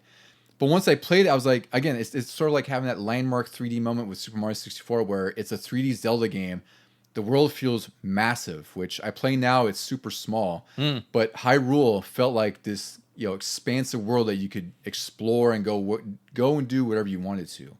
And to me, the Great Deku Tree is still one of the best tutorial areas in any game ever made, just because it teaches you about Z-targeting, which, for 3D games, that's a pretty big deal because camera was a problem. A lot more needed it. But Z-targeting was the mechanic where it would focus on your enemy. Like, you would lock on your enemy with your camera, so the camera wouldn't really get obscured by objects as much or, by anything else blocking your way. And then you were free to do a lot of cool sword slashing moves. Yeah, and in addition to that, like, this took the Zelda formula from Link to the Past and, to some extent, Zelda 1, and it evolved it in a 3D space, and it's amazing. Then you get into the sense of, all right, you get later on in the game where you go as young Link, like you travel through time, which I love time-bending mechanics. Yeah. Anything. So I feel like I almost forgot to put this on our list. I was like, we have to talk about this at least a little bit. Yeah, it's hard to put Zeldas on lists because you don't even know, do you consider it a sequel or do you just consider it the pioneer of a new thing? And like, other than Tears of the Kingdom, which I thought you might have put it on your list, and then Zelda 2 on the Nintendo, like those were specifically sequels to previous games. Yeah. But this one, like they've tried to make a Zelda timeline, and this one does fit on there. I think it's like one of the first ones, really. Mm-hmm. So it's still technically a sequel, and yeah, it did so much for the Zelda franchise that how could you not talk about it as a definite improvement over what came before? Yeah, and again, like even just looking at it from a 2D to 3D standpoint, it just looks amazing. Like just riding the opponent through the field, all the collectibles like the Skulltulas, like it's just an amazing game. And like I remember just being completely absorbed in this game when I rented it, and I was like, I have to buy it because I can't do this with a save file that I'm renting. Yeah. So I convinced my mom to buy it, and I was just hooked on this game just the entire ride through. And like, it is such an incredible adventure all throughout. Yeah, I was lucky that my mom got hooked on it, and then and then she was the one that said we have to buy this. Yeah, we should buy it. And then we definitely need a guide for this. Yeah. Oh yeah, you definitely. Oh god, the water temple. That nightmare. Yeah. Okay, so I got a couple more we'll talk to from the PS1 era. I want to talk about Tony Hawk's Pro Skater 2. Yes. Juicy. So we did a whole episode on Tony Hawk's Pro Skater 1 a while back now, which geez, that was like episode, I don't know, 15 or something like that, 16, a while back. Yeah. And I really love that game. That's again one of my favorite games ever, especially on the PS1. But 2 is the exact sequel I was hoping for. They added the levels are a lot larger. There's a new manual which now you can string tricks together. Yeah. Like which is, I mean, it changes the game entirely. Like now you have bigger and bigger combos. They retroactively put it back into one. They did in the remake. Yeah. It was so big. Were there more levels? There was more levels. There was more competition. It was just more and more and more. Yeah. And the control felt even better. And now you had customizable trick sets. So like if you want to have a bunch of easy inputs like left, right, up, down, whatever. Oh yeah. You could change that now instead of having like those, the static ones where it's like, McTwist was right down, or the 900 was right down circle. Now it's like whatever the hell you want, The soundtrack is amazing. Like the soundtrack in this game influenced my music tastes until now. Just like the first one. Just like the first one. It's a time capsule too for like when it released. It really is. 'Cause this was like 99-ish, somewhere around there. I think like, mid 99. And yeah, to me, like, Tony Hawk 3 was great, especially on PS2. But I feel like this was when Tony Hawk hit its stride. And this is what would, again, this is what, when people reference what game they want out of Tony Hawk, it always goes back to like 2, maybe 3. It's always those two that they go back to because of how good they were, especially compared to the first game. The first game, like, it almost looks like a prototype by comparison for what they've done with 2. So I feel like I had to shout this one out because again, it's one of my top games. I play through the remake every now and then because it's just the nostalgia, everything about it. Like it's just skateboarding goodness. I freaking love this game. I'm sure we'll cover it as an episode in the future too. I'm sure we will. Like we did the first one. Yeah, even if we do like a roundup of like 2, 3, 4. Or something yeah. Like that. Yeah. Okay, so the next one, we'll go to yours, Ducey, because I kind of cheated on mine, because I kind of put it on there as well. So we'll go to your first PS2 one. Should we talk about mine first? No, go ahead. If yours was like before PS2. It was right before. Yeah, yeah. Go. Okay, so it's Metal Gear Solid. Oh, okay. This leads in the year, which is Metal Gear Solid 2. But Metal Gear Solid 1, holy crap, Ducey. Yeah. I saw this on GamePro TV back then. Now, when we got Metal Gear Solid, which was released in 98, another big game in that year, we got Snake's Revenge on the Nintendo, which wasn't even proper Metal Gear 2. Yeah. Metal Gear 1 and 2, the actual Metal Gear 1 and 2, were only released in Japan on the MSX system. We got sort of these hindered, awful ports. Metal Gear 1 on Nintendo was just not great. Apparently it was ported in like weeks. 2 had nothing to do with Kojima or really Konami. It's just some sort of outsourced game. And then Metal Gear Solid 1... sort of it came out of nowhere for me because I'd seen it on GamePro TV and my grandma was awesome enough to give me the money to buy it because it was right on my birthday. And the level of immersion in this game is something I'd never played before. My friend Brandon and I, like, he was watching me play this, and like it was like watching a movie for the first time ever in a game.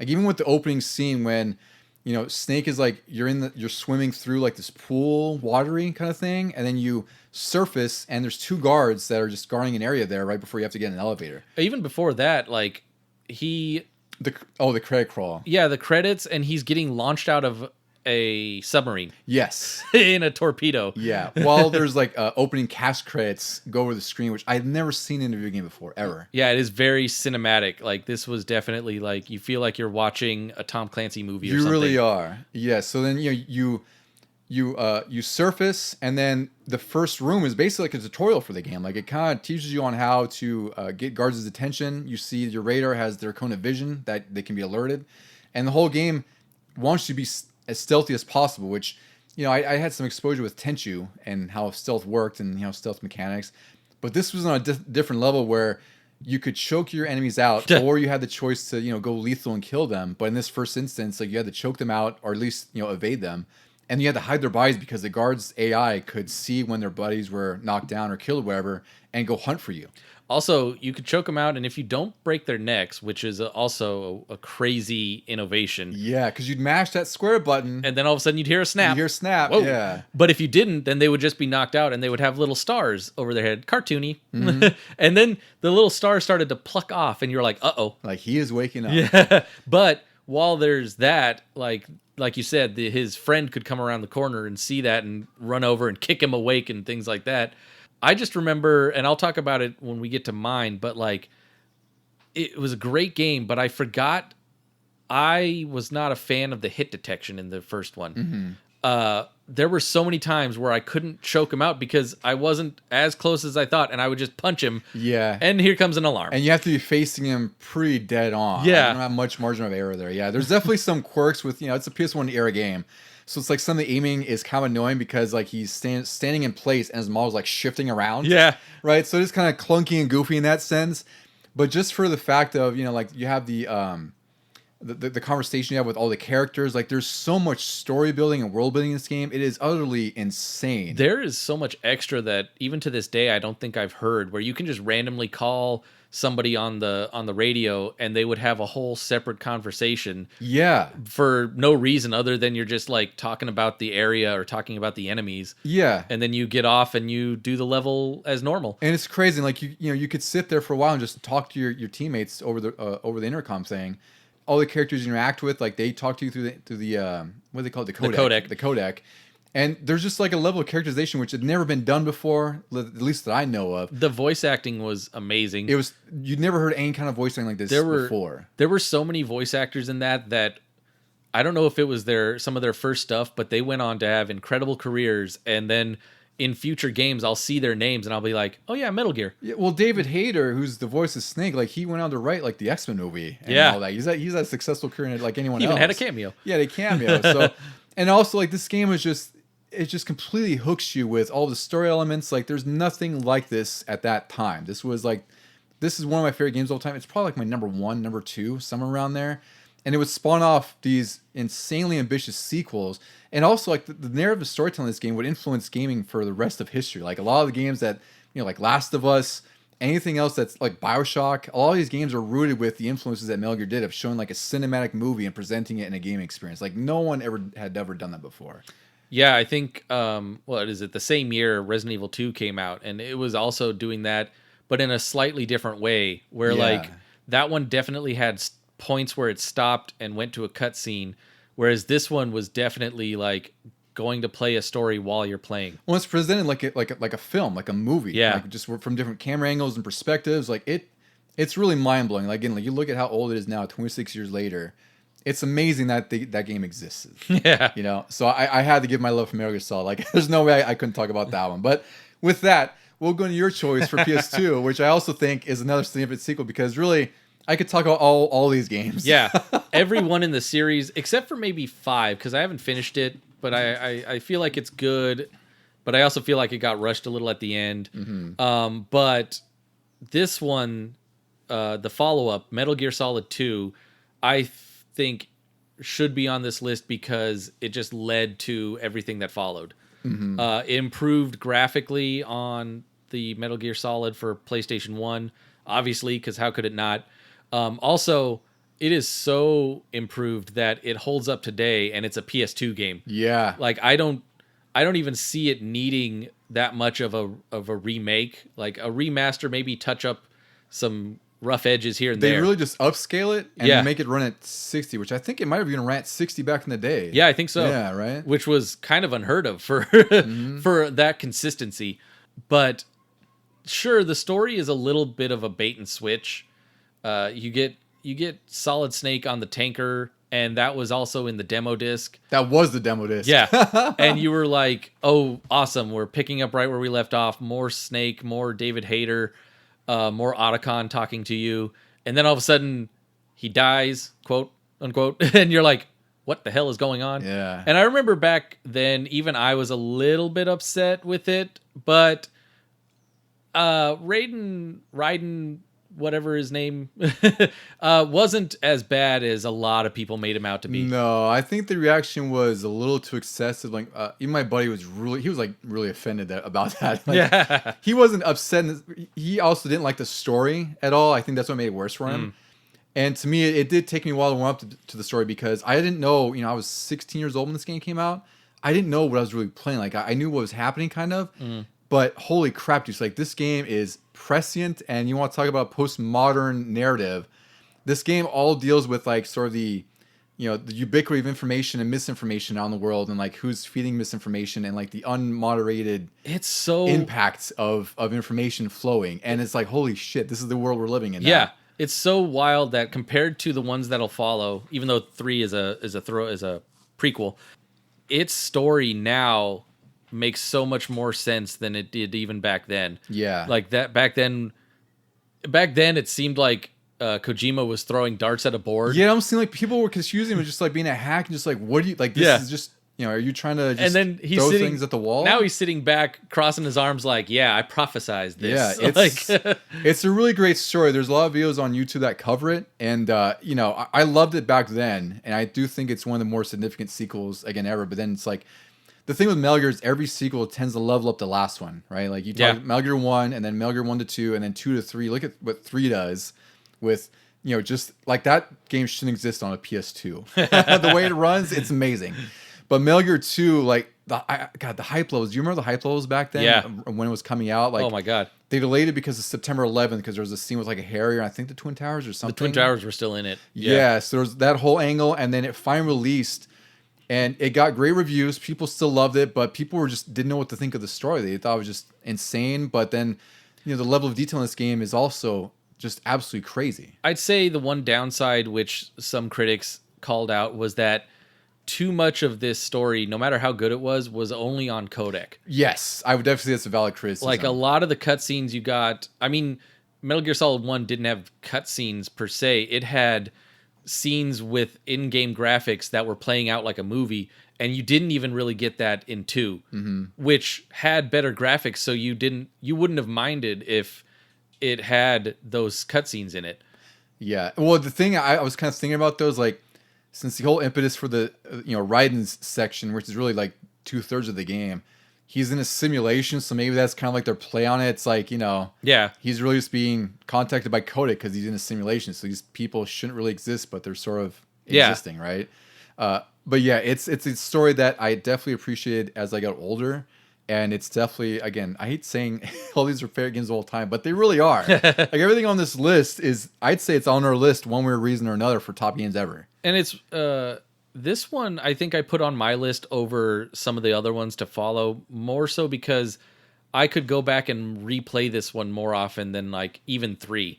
I don't know. It felt like it was long, but it wasn't overly long like some of the following ones. Well, I think also that, the bigger comparison is like from 1 to 2, right? Like this was, again, I've used this like 4 times already in this episode, a generational leap, because I remember playing even the demo. Like I remember the level of interactivity is ridiculous. Like you could shoot the ice cubes from the ice bucket and they would melt, or like you could shoot the wine bottles and they would shatter consistently every time you shot it. You could shoot the like melons out of the boxes and stuff. The magazines could be shot and like there's debris everywhere. Like this looked mind-blowing back then. Like we were just it was a freaking demo. We were like, what else can we do in here? Like what else what's possible in this game? That was just a slice of it. You could go into the first person mode and you could see how the rain was affecting your vision. You could also shoot the enemy's radio so they couldn't radio for help. Oh yeah, right? Like I mean, for God's sake, like that is what you would expect in a sequel. So I agree with you. Like you can make a case for 1, 2, and 3, 4, and even 5. But if you're just comparing one directly to the other, like 2 is that evolutionary step from 1, and then 3, does iterate and evolve from 2. But 2 and 1 are pretty significant from each other. Okay, the next game on our list is one I put on here. It's Grand Theft Auto 3 for the PS2, which was released actually about the same week as Metal Gear Solid 2. Oh, wow. So there was Metal Gear. How did we survive? Yeah, there was. I remember that was crazy. So there was, here's what all came out around like October, November that I can remember off the top of my head. There was Grand Theft Auto 3, Metal Gear Solid 2, the GameCube had come out, Ooh. and the Xbox. So all Jesus. that within 2 months. And then December 2001 was Super Smash Bros. Melee. But nonetheless, I'm talking about Grand Theft Auto 3 because this was another game where I'd seen it in magazines. I had no relation to it because I had played Grand Theft Auto 2 on Dreamcast a little bit. And I wasn't that big a fan of it. Like, I know there's a little bit of a shock factor to it because you could run over NPCs and it was a little bit more violent. And I just, I saw Grand Theft Auto 3 and I just didn't really know much about it. And it just wasn't on my radar until I started to see more videos. And then, reviews came out. It got 10s everywhere.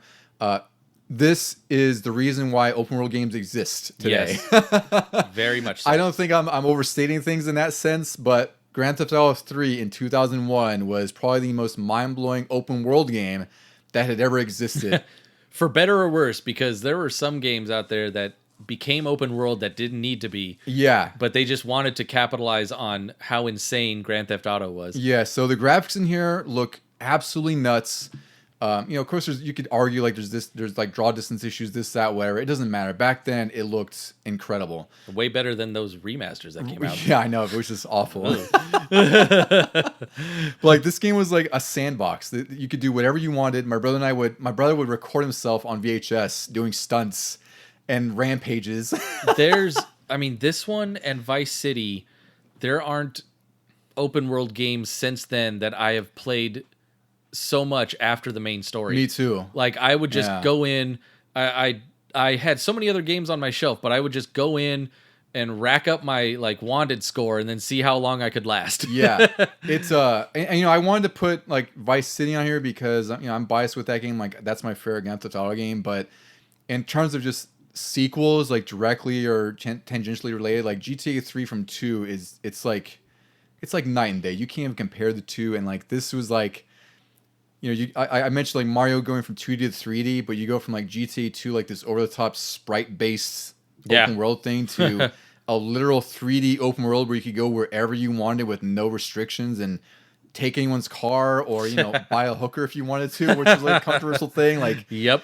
You could do anything in this game. And again, like, I don't think it's being too ridiculous saying like open world games exist because of GTA 3. This game influenced generations upon generations. I mean, it's still successful. We get GTA 6 in 2025, but GTA 3 is where it started. So I feel like this was a definite one we had to put on our list. This one kind of reminds me of Street Fighter 2. Like, yeah, the first ones don't even need to exist because this was the start of what we know. It may as well be GTA 1 at that point. You're right, because GTA 1 and 2 may have some significance, but not 3. Yeah.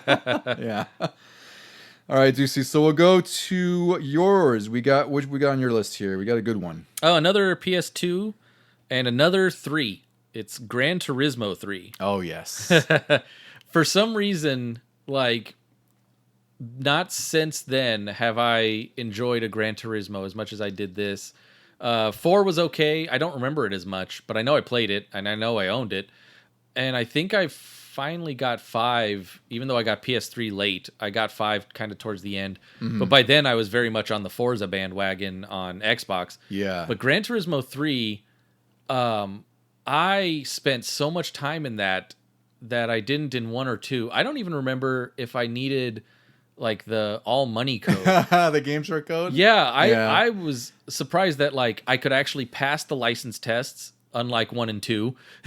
And the money thing didn't really affect me too much. I was winning races with whatever I could afford. And then when you won races, you got a lot of bonus cars, which also led to me being able to race in other series. I feel like the barrier for entry in certain series wasn't as harsh as it was in 1 and 2. So I could really just choose what I wanted to race. I even did quite a few of the the marathon ones, or the endurance races. Yeah. I was surprised how many of those I did. There was one. It's basically Monaco. They just call it something different, probably for rights or whatever, but it is the Monaco track that everybody knows from Formula 1. And I was even in like a classic 80s or 90s Formula 1 car. Mm-hmm. And I just raced that for I don't know how many hours or how many laps. I lapped everybody. I was just out there having a good time, driving around, pitting occasionally. And it was just so fun to me. I don't know I don't even know how much of my day was spent doing that. But Yeah. I didn't want to do that in any of the future games or even the previous ones. Yeah, it's 3 was a pretty huge deal. I played 1 and 2 with my dad a ton. Like he's all into cars and doing mechanic stuff, and he was like just blown away by Gran Turismo 1 and 2. Unfortunately, he was like pretty much out of games by Gran Turismo 3. But again, PS2 to me, it's I think did I put that as like my favorite system of all time? I forgot if I did. In my It was top up there. 3 lists, Maybe right? it was in the top three. It was top 3 It was for one sure. of the two. Yeah, it was one of the two. But I feel like there's so many series that really caught fire with PS2, and I think Gran Turismo 3 is another example of that because the PS2 looked mind blowing back then. It looked absolutely insane. Like there's so many games you can make a case for, but Gran Turismo 3 even now holds up. It's a really incredible game and scales really well for being whatever the hell it is, like 24 years old or something like that. But I agree, like everything.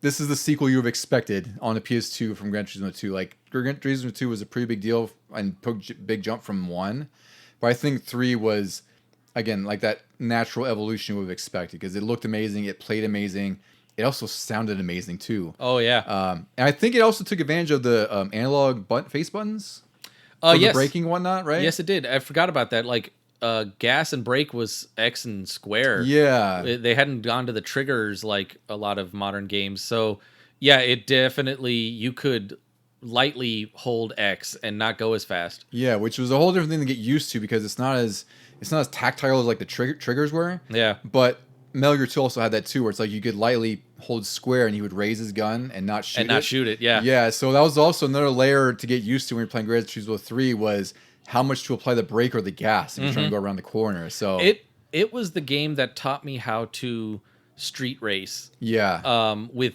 like GT type race cars because before that I was just a NASCAR fan and all you need there is go left. Yeah. That's but right.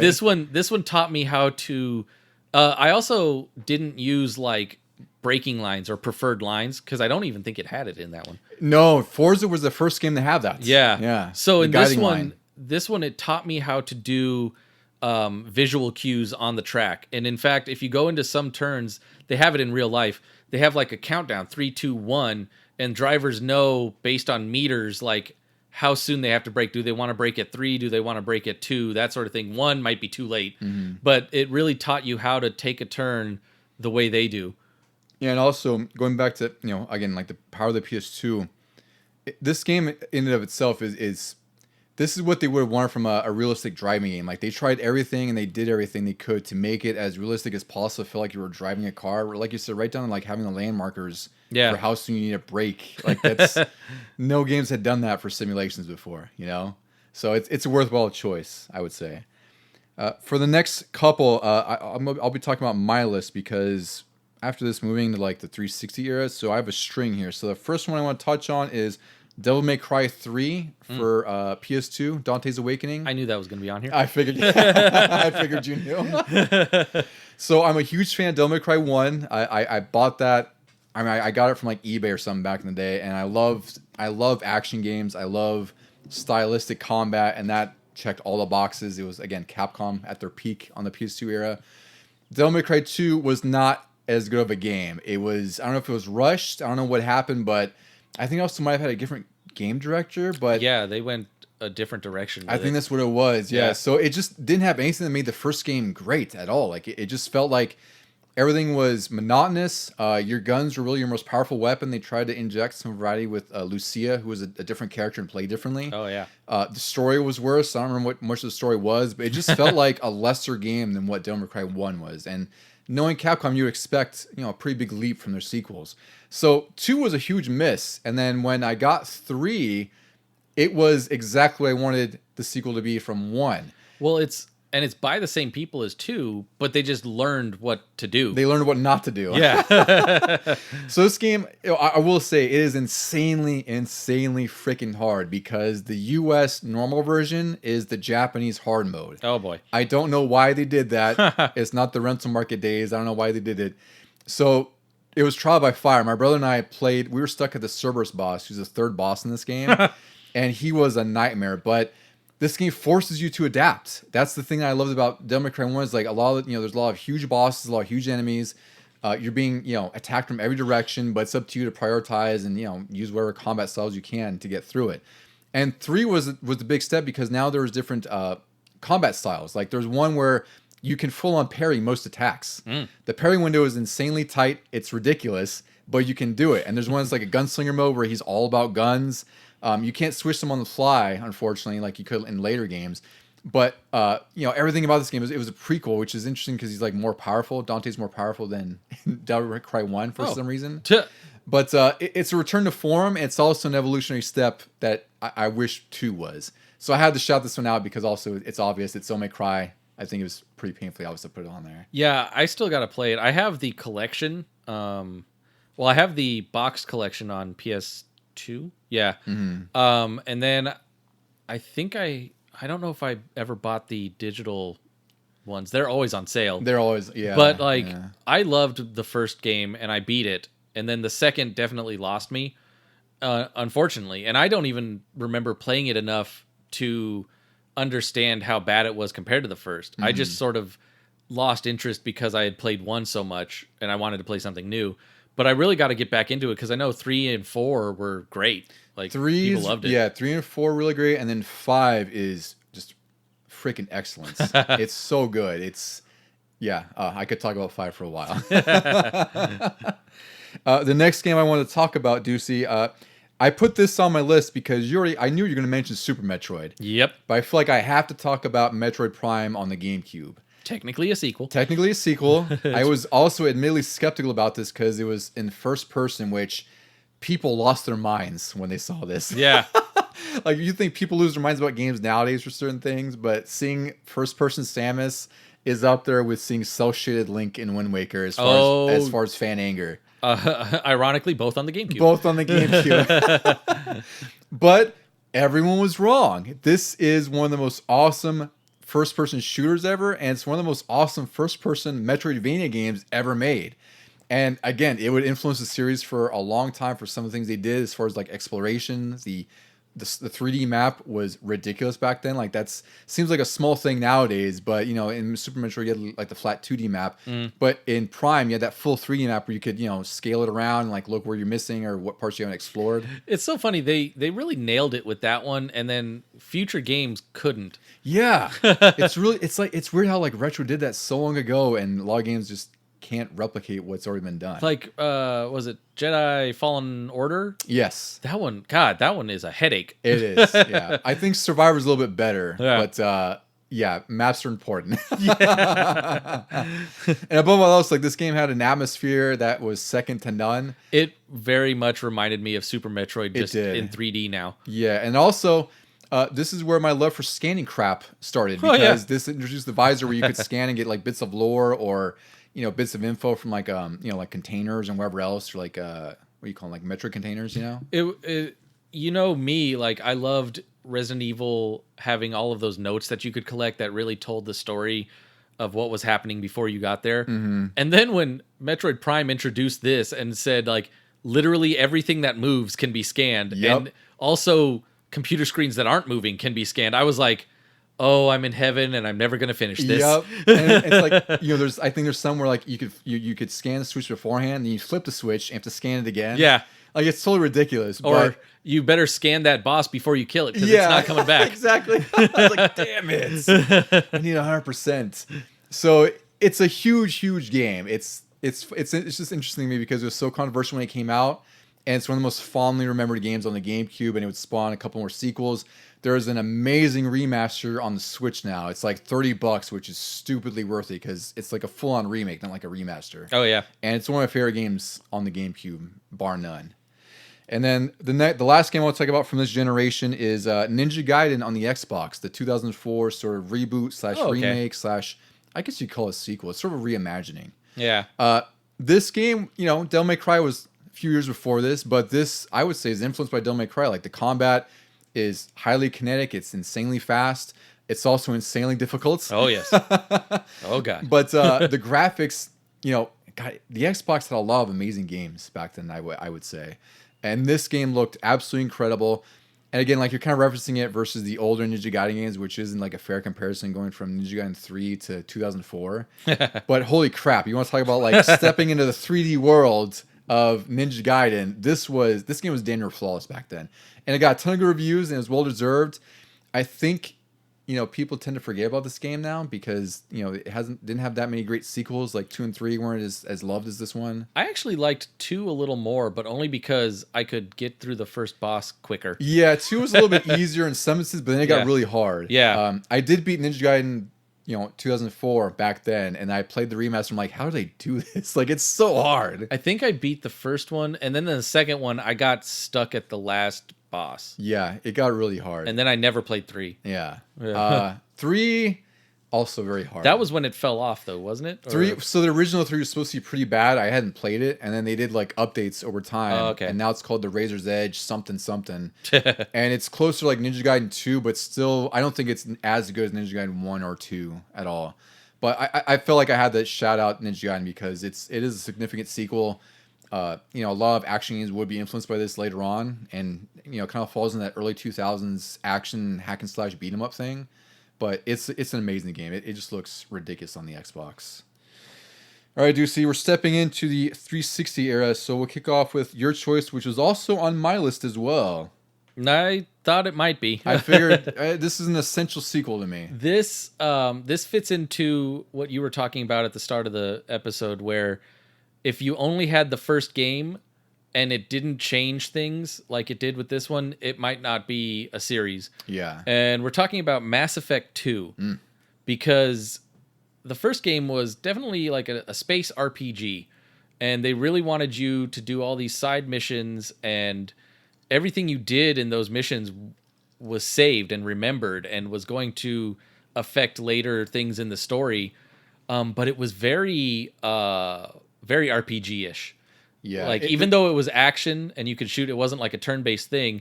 Your stats really mattered, and you really had to focus on individual stats and also your armor and your weapons and how they affected things.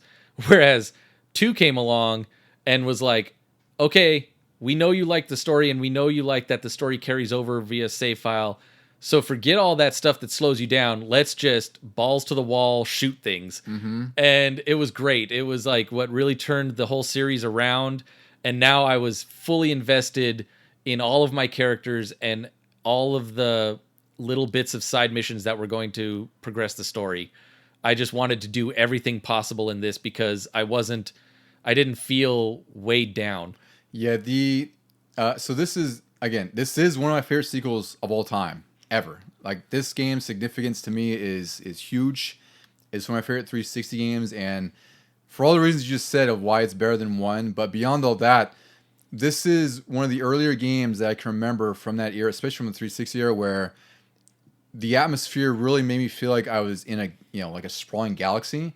I was in a different world. I was in a different world. Like, everything's well realized. This is, again, I hate to crap on Starfield again, but this is what I wish Starfield had, is like this level of characterization just for the side characters, because you did grow a relationship with your side characters. Like, there was everyone, there was like Jax, her name was Jack, not Jax. There was Jack, there was not Rex. Yep. There was, who's Morton Solus, he was the salamander kind of guy. Garrus for sure. And even Solus, Holly. Was Solus the doctor or the green guy? He was the doctor. Okay, who was the green guy? The assassin.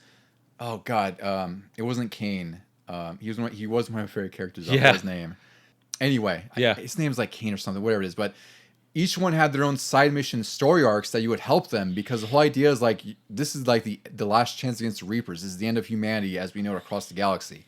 So you're helping all of your characters finish up whatever story they're having, whether it's like Jack, she was basically like enslaved in like this slave planet, like with child labor and everything else, so she goes back to kind of get revenge, and each of those choices tie into your relationships with that character as well as the overarching story, because if you don't do the side quest, there's a chance one of them may die if you make the wrong choices and assign people differently on there, or they may just not want to join you in the final mission, or that. But going back to like the atmosphere, I think one of the most impressive things I ever saw ever in gaming, especially when I played for the first time, was when you first landed on Omega, where it's like this, like a nightclub kind of area, Oh, yeah. right? That felt like going into the Star Wars Cantina for the first time, but on a different level. It was like a darker noir kind of feel.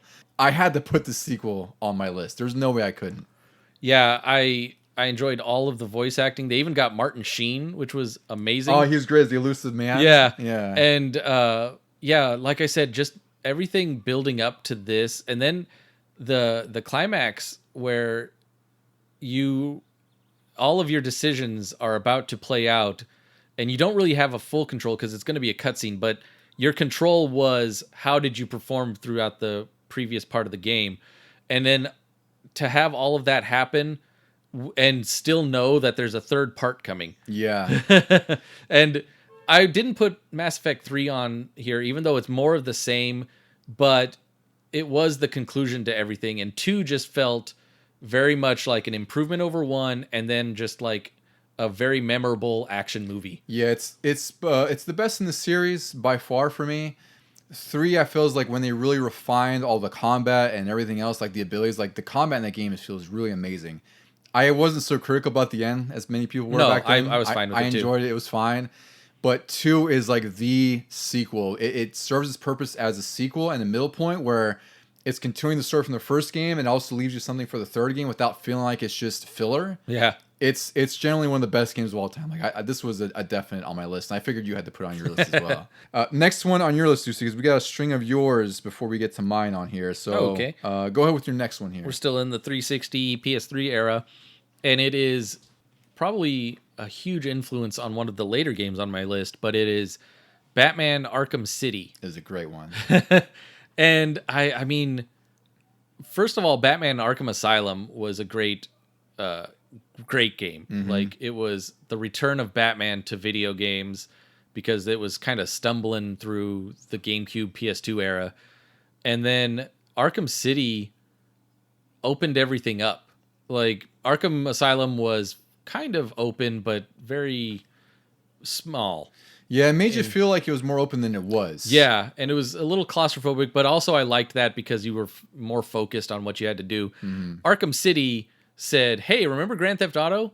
What if you were Batman in Grand Theft Auto? It's so freaking good. I was so hyped for this game when it came out. And yeah, I remember just spending so much time like floating around and beating up bad guys. I didn't even care if I was doing side missions, main missions, or collecting Riddler stuff. I just wanted to do all of the combat. Mm-hmm. You just wanted to roam around, just see what you get into. I love this game. It's one of my favorite 360 games.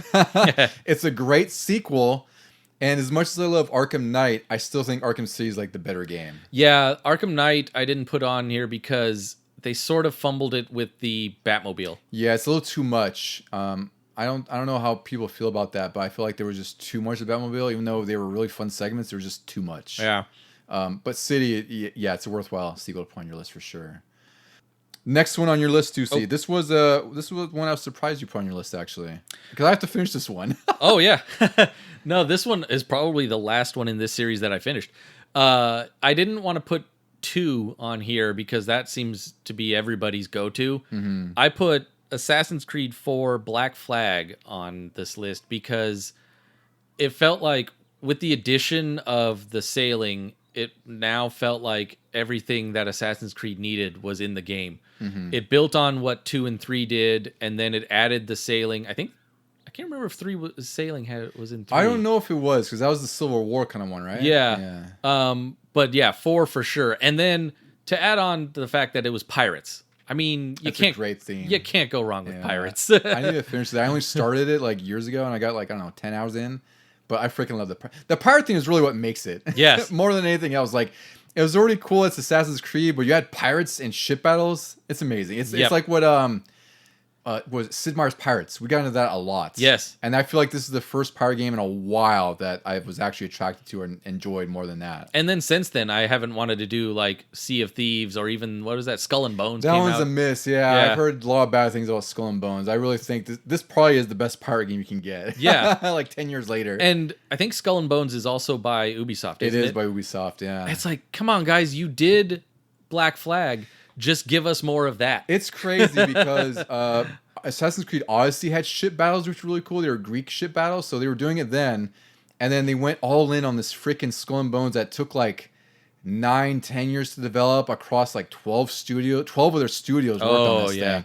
And it's just been a bomb because it's also $70. But anyway, like, it's amazing that they haven't gone back to Assassin's Creed with just the ship battles or making another game like that, or even a spin-off DLC game or something, you know? Yeah, like Black Flag, I think, was the last one that like I said, last Assassin's Creed that I finished.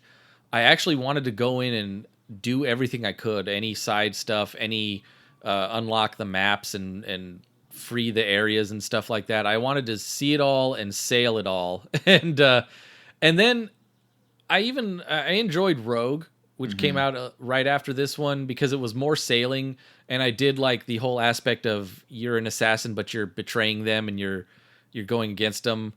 But for some reason this one just stuck with me more. I think it was definitely the pirate theme. I'm sure. Yeah. Yeah, it's a game that's been on my list because I'd love to finish it because that's got everything I want in an Assassin's Creed game for sure. Okay, we'll go to... Actually, shall we go to mine and then we'll go to yours next? Or okay. Actually, we'll go to... No, go ahead, go with yours list. We got another Grand Theft Auto game on this list. Oh, okay. Yep. I put in... this is the 360 era, but it's also the PS4, Xbox One era. And now it's the PS5, Xbox Series era.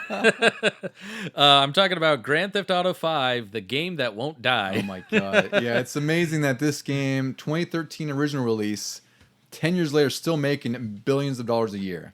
And I put it on here because, I don't know, I feel like this is the one I can go back to the most now. Mm-hmm. I like it better than 4, even though a lot of people loved 4. But I like it better than 4 because it's California themed. Yeah. You got Los Santos, which is Los Angeles, and then once you leave the city limits...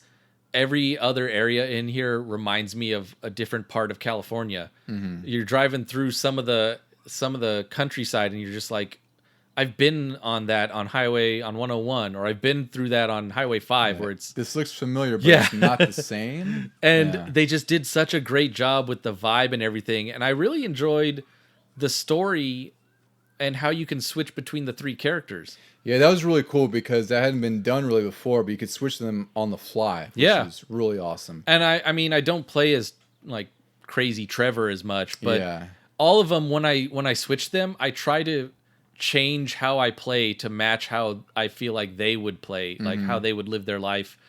And I've gone back to it like 2 or 3 times. Every time there's a new graphical update. There was a long period of time where I didn't play it, and when I got back into it, my mind was blown with how much they added into just the main story. Like, they didn't add story missions, but they added like new cars and new graphical enhancements and new people out on the street. It really made it feel more and more like you were in this world. Yeah, it's crazy how, Rockstar is definitely one of the best developers as far as just from a technical perspective, just how their games look. Because Grand Theft Auto 5 is a 10-year-old game, and there's been graphical upgrades over the years, but it looks and performs pretty amazingly well for as big of a game as this is. There's so much stuff you can do. Yeah. Like, we thought Grand Theft Auto 3 was huge, and then 5 is just mind-blowingly different.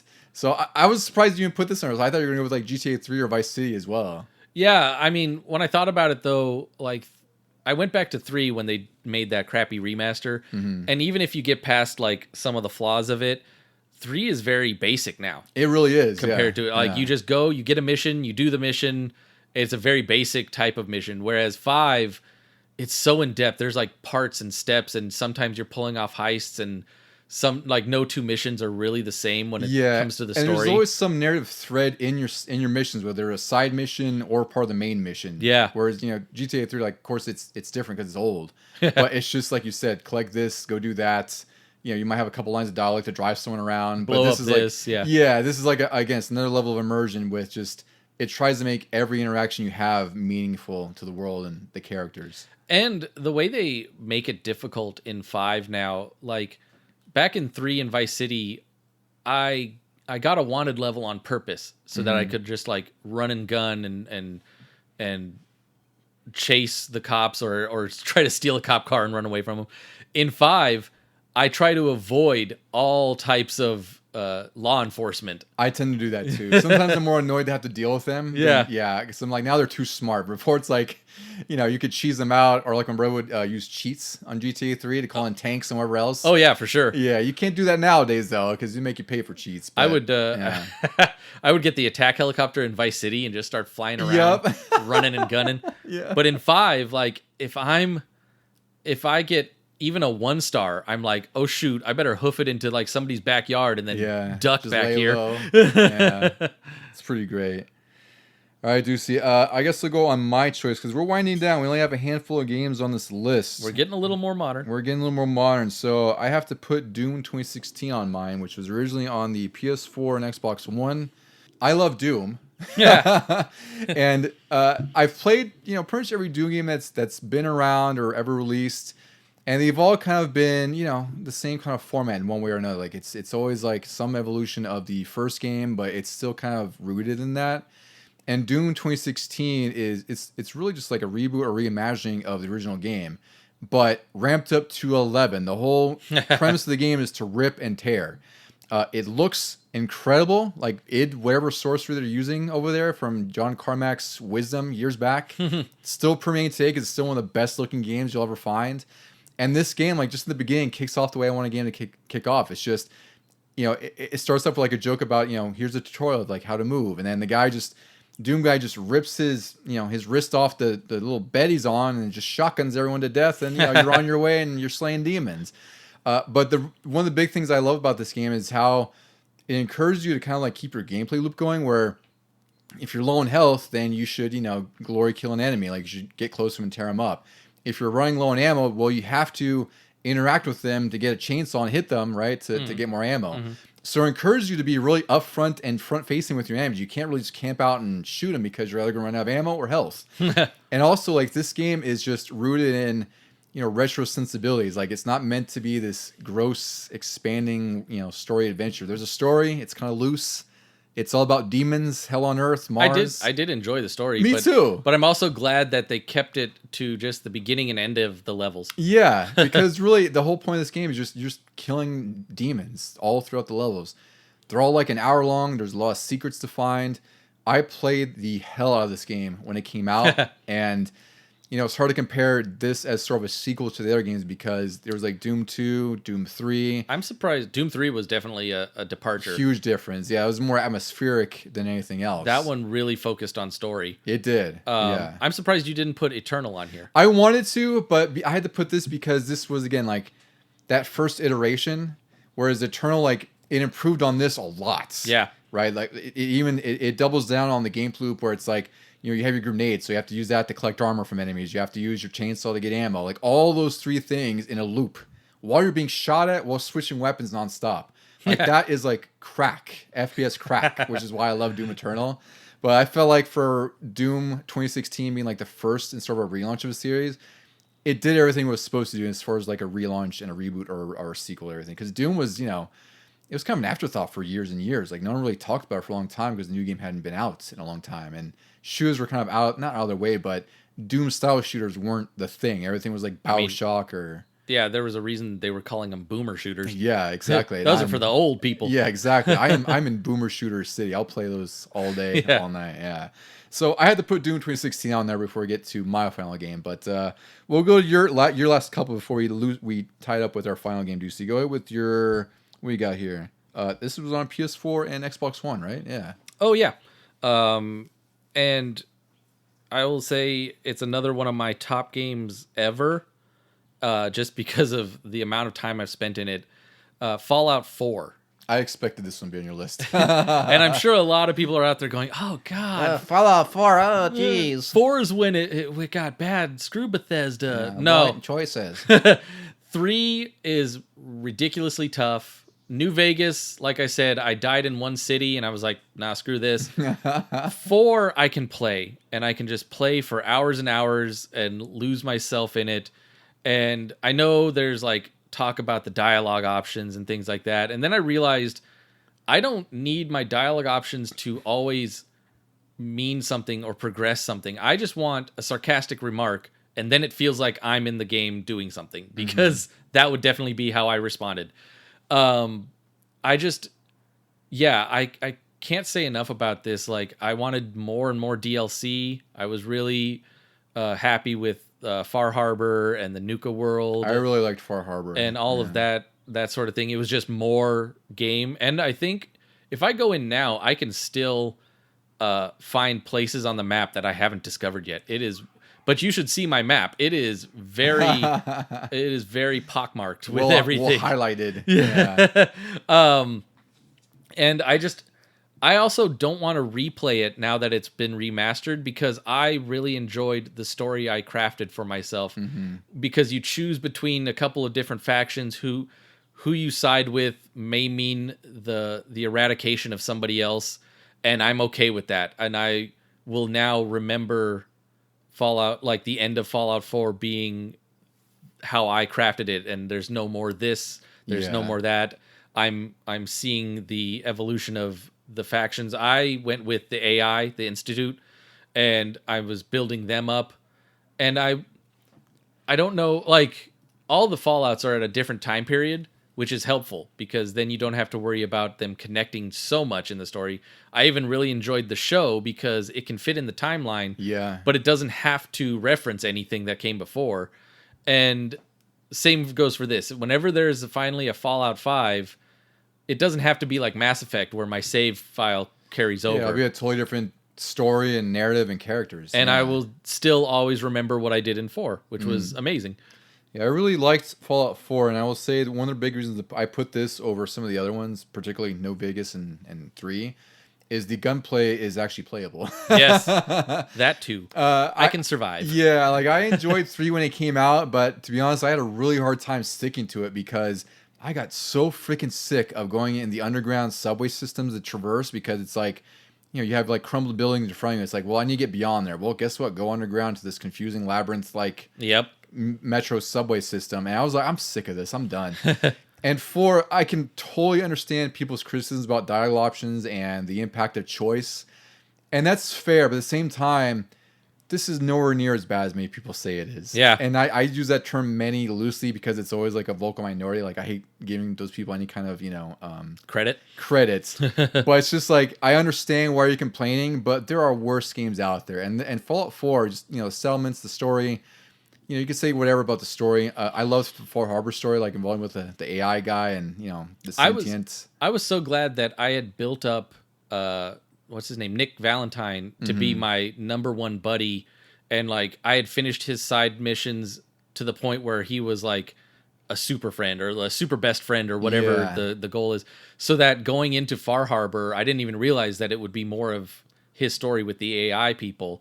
And it really helped. There was like a whole bunch of new stuff that opened dialogue-wise because of him being there. Yeah, which, I mean, that's pretty significant, right? Because if it was anything else, he could have just been an NPC you're hanging out with. Yeah. Just there for the party, So I think it's a good choice nonetheless. I didn't expect the Fallout game on there, but then when I saw it on your list, I was like, yeah, I could see, just like you said, just on the amount of time you spent on it. Yep. Totally worth it on there. Okay, so we got our final 2. So let's go with one of your last choices. This was a recent release as well. Yep. Talked about quite a bit on this podcast. It's that recent. Definitely Dead Island 2. My game of the year for 2023. And again, it is what we talked about, where like the first one came out and it had a big fan base, and it even had like a spin-off and stuff like that. But I don't think it was going to go very much further if they had done more of the same. So it was great that they made it a little lighter on the RPG elements and a lot more on the action elements. Yeah, and I appreciate they took their time with this, because admittedly I had really low expectations for this because it took so long to come out, and like it felt like Dying Light was taking over this. Right? Oh yeah. So I was surprised that they took their time with it and how freaking good it ended up being. I was very shocked. I really liked Dying Light more than the first Dead Island. Me too, yeah. But I haven't played Dying Light 2. I know what you felt about it, and I'm glad that I played Dead Island 2, because that one I'm sure would go over It's much better. Yeah. Dying Light 2 is just a little too bloated for my taste. Like, there's so much crap to collect, and I feel like I was doing more parkour than fighting zombies because I just got kind of tired of it. Whereas Dead Island 2, I couldn't get enough of killing zombies in this game. It's so good. But yeah, like I said many episodes ago, by the end I felt like Morpheus just doing the little taunt to come on, zombies, bring it on. You really felt like a zombie slaying badass with your weapon mods and like your abilities. Like, you know, like I kind of get tired of open world games, especially when they're super bloated. There's just so much crap to do that just isn't interesting. It almost feels like a checklist. So I really was appreciative that these are like larger sections of the map. Mm-hmm. Like you go to different areas of LA and Beverly Hills, but they're all like open world, but they're not like a vast open world, which I think is also better just from a gameplay experience because I can also tackle those better versus like almost getting overwhelmed by how huge the map is, like Far Cry 6, for instance. Oh, yeah. Right? But they did everything right with this. Like this one, beyond the fact that I was just shocked it was good.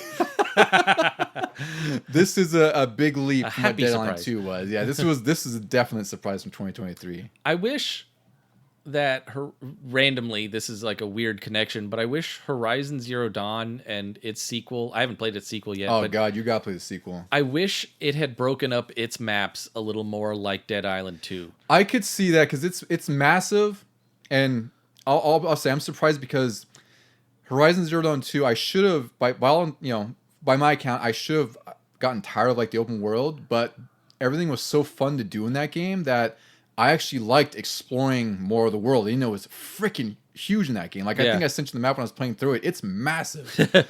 And one, I was exploring a lot of that, but then I got into areas where it was just hard. Like the level scaling didn't quite match what I was at, and I was like, oh crap. 2 does that a little bit, but it has better focus on like destroying the weak points and whatnot. You know? Oh yeah, it's a great game though. I feel like Dead Island 2 did a great job with the level scaling.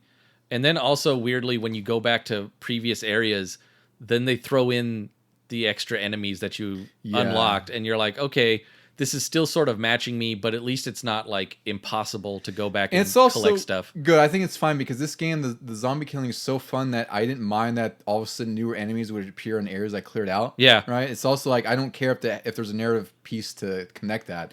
It just makes sense to make the combat more interesting. There also weren't enemy types that got on my nerves. Like in Marvel Spider-Man 1 for the PS4 and stuff, you kept going, and even in the DLC, they added new enemies, and eventually it got to be too much. I feel like too many different types all in one gang that was fighting you. Yeah. To the point where I couldn't fully remember which enemy had which weakness, and I was just sitting there going, I hope I have one weapon here that attacks them all. It's funny like you make that point because I love that about that. Like any combat where it's like I have to be on my toes and think about every tool I have to use, I'm all about that. That's why I love like Devil May Cry and all those games because it's like you have a bunch of abilities and weapons. Like what do I need to use here? You know, like there's some parts in the DLC for that where like there's like some shielded guys, and I'm like, okay, I can deal with that. Yeah. But while I'm trying to deal with that, some big old huge bruisers come in, and then when I'm like, those guys require like a multi-step process just to get them weakened. While I'm doing that, some random mass jetpack guys come in, and I'm like, just wait your turn. Yeah. At that point, like especially like on the end game side, like it's usually those things where it's almost like a gauntlet at that point because the game, you know, they probably assume naturally so that you've played through so much of the game that you know how to fight mobs. So it's like now we're just throwing everything but the kitchen sink at you. Sometimes literally the kitchen sink. Actually. Yes. Yeah. I guess we'll use it as a segue because we have one fun game on the list as far as sequels go. And you and I both put this on our list. I figure we're both going to put it. And this is by far the most recent game on our list. It came out September 2023. It's Marvel's Spider-Man 2 for the PS5, which I was, anticipating this game for years. The moment it was announced, I got it at launch. I played through it in a week. I love this game. And Ducey, I was so happy that you got PS5 and you finally got to experience it. So it made perfect sense that you also put this on your list. Yeah, I was like, I knew it was going to be good because the first one was great. Even Miles Morales was fun. Yeah. And then it still somehow surpassed my expectations. It's crazy. It's just the opening of this game alone, like that whole Sandman fight and the graphics of like, again, like how the PS5 looks ridiculous. Like like this to me is, it probably is the best superhero game that's out I don't know if there's anything else. Like, you can make a case for Arkham City and a bunch of others, but as far those as, like, are old now. They're older now, and of course they influence this in some ways as well. But Exactly. I think as far as from a technical standpoint, gameplay, story, all the elements you want in, you know, a great game, like, this nails it for superhero games. Yeah, I mean, I know I spoke about it before, and I had a little bit of gripes from, like, very little things here and there, like the boss fights having 3 parts instead of just 2. But I was just amazed that, like, the first story dealt with a variation of the Sinister Six, more like the Sinister Five or something like that. And you think, well, that's like the peak of Spider-Man right now. You brought out all the heavy hitters. And then 2 comes out and says, no, wait, there's more. Yeah. Because Spider-Man has There's a so great, much more. great rogues gallery. Yeah. There's even room for more in 3, probably. Or even the DLC that's bound to be coming out for this one. But, like, nothing felt forced. Everything that happens in this game happens for a reason that all ties together. And I just wanted more. Yeah, it's the pace in this game is really, really amazing. You know, you got into this too, I think, just like I did, and probably Randy, where you were so focused on doing side stuff, and then you were sort of like funneling in like the main story. Like, it really was trying to direct you to do the main story pieces before you could do more side stuff. And I wasn't irritated. I was like, God, like, all right, I really want to enjoy the story, but there's so much side stuff I want to do. Just swing around and do, you know, Venom nests or this or that, and then you get to the Venom parts where you play as Venom, and it's like a whole different game at that point. Yeah. Because you think, like, the game's pretty lengthy. Like, I'd say the main story is probably like 18 to 20 hours, somewhere around there, maybe. And then, you know, Kraven's for the bulk of the game, or so you think. Yep. And then it changes lanes into this whole Venom story, and you play as Venom, and holy shit, like, he plays amazingly well. This could have been like 2 games. Yeah. Like, because you have the Kraven thing, and then there's this whole Venom thing, which, granted, kind of feels a little rushed when, like, Venom's starting to take over the city. Yeah, it's really fast at that point. That really, Yeah. but all of a sudden he's like taking over half the city. yeah, you're like, wait a minute, there was like one cutscene. Yeah, he wasn't on vacation here. What happened? But no, it still all came together great. And like I said, when I finished it, I was like, okay, I must have a little bit left. And then all of a sudden I was there for another 2 hours finishing off nothing but main story modes. Yeah. I was like, God, this can only go up from here. And then to think that we still haven't even gotten the number 1 Spider-Man arch nemesis yet, which is probably going to be in 3. Mm-hmm. And, like, they did this really well. You wish more of the movies would have done it this way. Yeah, I think that's there's something said there, and of course, like, movie making is totally different. I'm sure there's a whole lot of other forces at play, but whatever, you know, the team of developers here for Spider-Man did, like, there's really no one who can come close to what they're doing for superhero games. Like, just, I'm sure they have the next couple games planned out, because I can't imagine just landing a trilogy. Like, I'm sure maybe it'll end on a trilogy on the PS5 or something. Oh, yeah. Right? But it's like, where else can they go? Like, you're setting the bar each time. Spider-Man 1 on PS4 was incredible in its own right, and you fully expect them to knock it out of the park with 2, and it did. Mm-hmm. I had to put this on my list because it's also the most recent, but it's also a game where it's like I 100% the first game, and I went through 100% this game too. Like, it's just fun. There's just enough collectibles not to be annoying. You know where it can go. I mean, we talked about Spider-Man's main nemesis, Green Goblin, Yeah. possibly in 3. But even beyond that, when Miles takes over, you've got the entire Spider-Verse. They do. Yeah. Yeah. And then, of course, they haven't touched on Carnage at all yet, really. Yeah. There's a lot they can do. It's just a matter of, like, I mean, like, from, like, you know, as far as, like, how they've done, like, they've crafted the story here, like, with the cutscenes and the story and everything else, like, how much better can it get? Yeah. Because that opening alone, like, I'll go back to the opening, it's one of the best openings I've played in a long time. Like, that feels like it should have been a final boss for Sandman, and that was, like, your first boss. Yeah. That hits the ground, we'll say swinging, because it's not running. You know? You never touch the You ground. never in don't that. touch the ground. Yeah, it's a really amazing game. So I figured this had to be on both our lists. What's going to be kind of a shame is that the more it comes out, people are going to go, oh, we're in New York again. It's like, well, duh, you're Spider-Man. That's fine. I'll take it. I love New York. I don't want you to change the wheel just because you're tired of the New York skyline. It's like, You don't want him swinging around in the Midwest. And Insomniac's smart enough to where, they know what they're doing. They're not going to bend to like some 5 internet people who are upset about New York, if that's ever a case or ever a thing. What could be great is like in one of the games you go into the 2099 I mode, would love for that. and then you have futuristic New What York. I would love is another Shattered Dimensions. Yes. But Open world. Insomniac. Yeah, because I really loved Shattered Dimensions a lot, just because the Noir Spider-Man 2099, there was Amazing, and was there another one? Ultimate. That's a really great idea that hasn't been revisited, and now with the multiverse being a thing, like especially on PS5, like you haven't played Ratchet and Clank yet, but you know how like there's that thing where you can go through a portal and the game like instantly loads a whole different like dimension. Oh yeah, like imagine them doing that with Spider-Man, where it's like you're swinging from one dimension to the next. They already did that when you're in that one mission chasing Black Cat. Yes. Yeah. Where you're traveling through and like you're like hitting triangle or whatever to swing on through. Yeah. Or web zipping through. Yeah. So I have a feeling that's where they should go. But I can't wait for this because, again, like every sequel they're doing, like this is a massive improvement over 1, which was already an incredible game. You could also do team-ups like Arkham City and Arkham Knight did with the Batman family. Yeah. You could also, in this one, bring in Daredevil or some of the other, like, what do they call them? The street heroes from New York? They're not Captain America level, but they are definitely great heroes to play as. Yeah. You could have Luke Cage as a bruiser or something. That would be amazing. And that's things like they could do anything they want. And I'll be right there for them because I know it's going to be amazing. Yes. As long as they're the ones doing it. Exactly. Yeah, as long as they are. Because they have the Wolverine game coming at some points, which I can only imagine is going to be incredible as well. There's another great team-up you could do. Yeah, that's right. Maybe they'll lead into that. That'd be amazing. Yeah. So yes, Spider-Man 2, a given. I think if you have a PS5, you probably already own this. But it's definitely one of the best sequels we've played. And I think that'll wrap it up for our episode. We had a pretty beefy episode, I think. Yes, we did.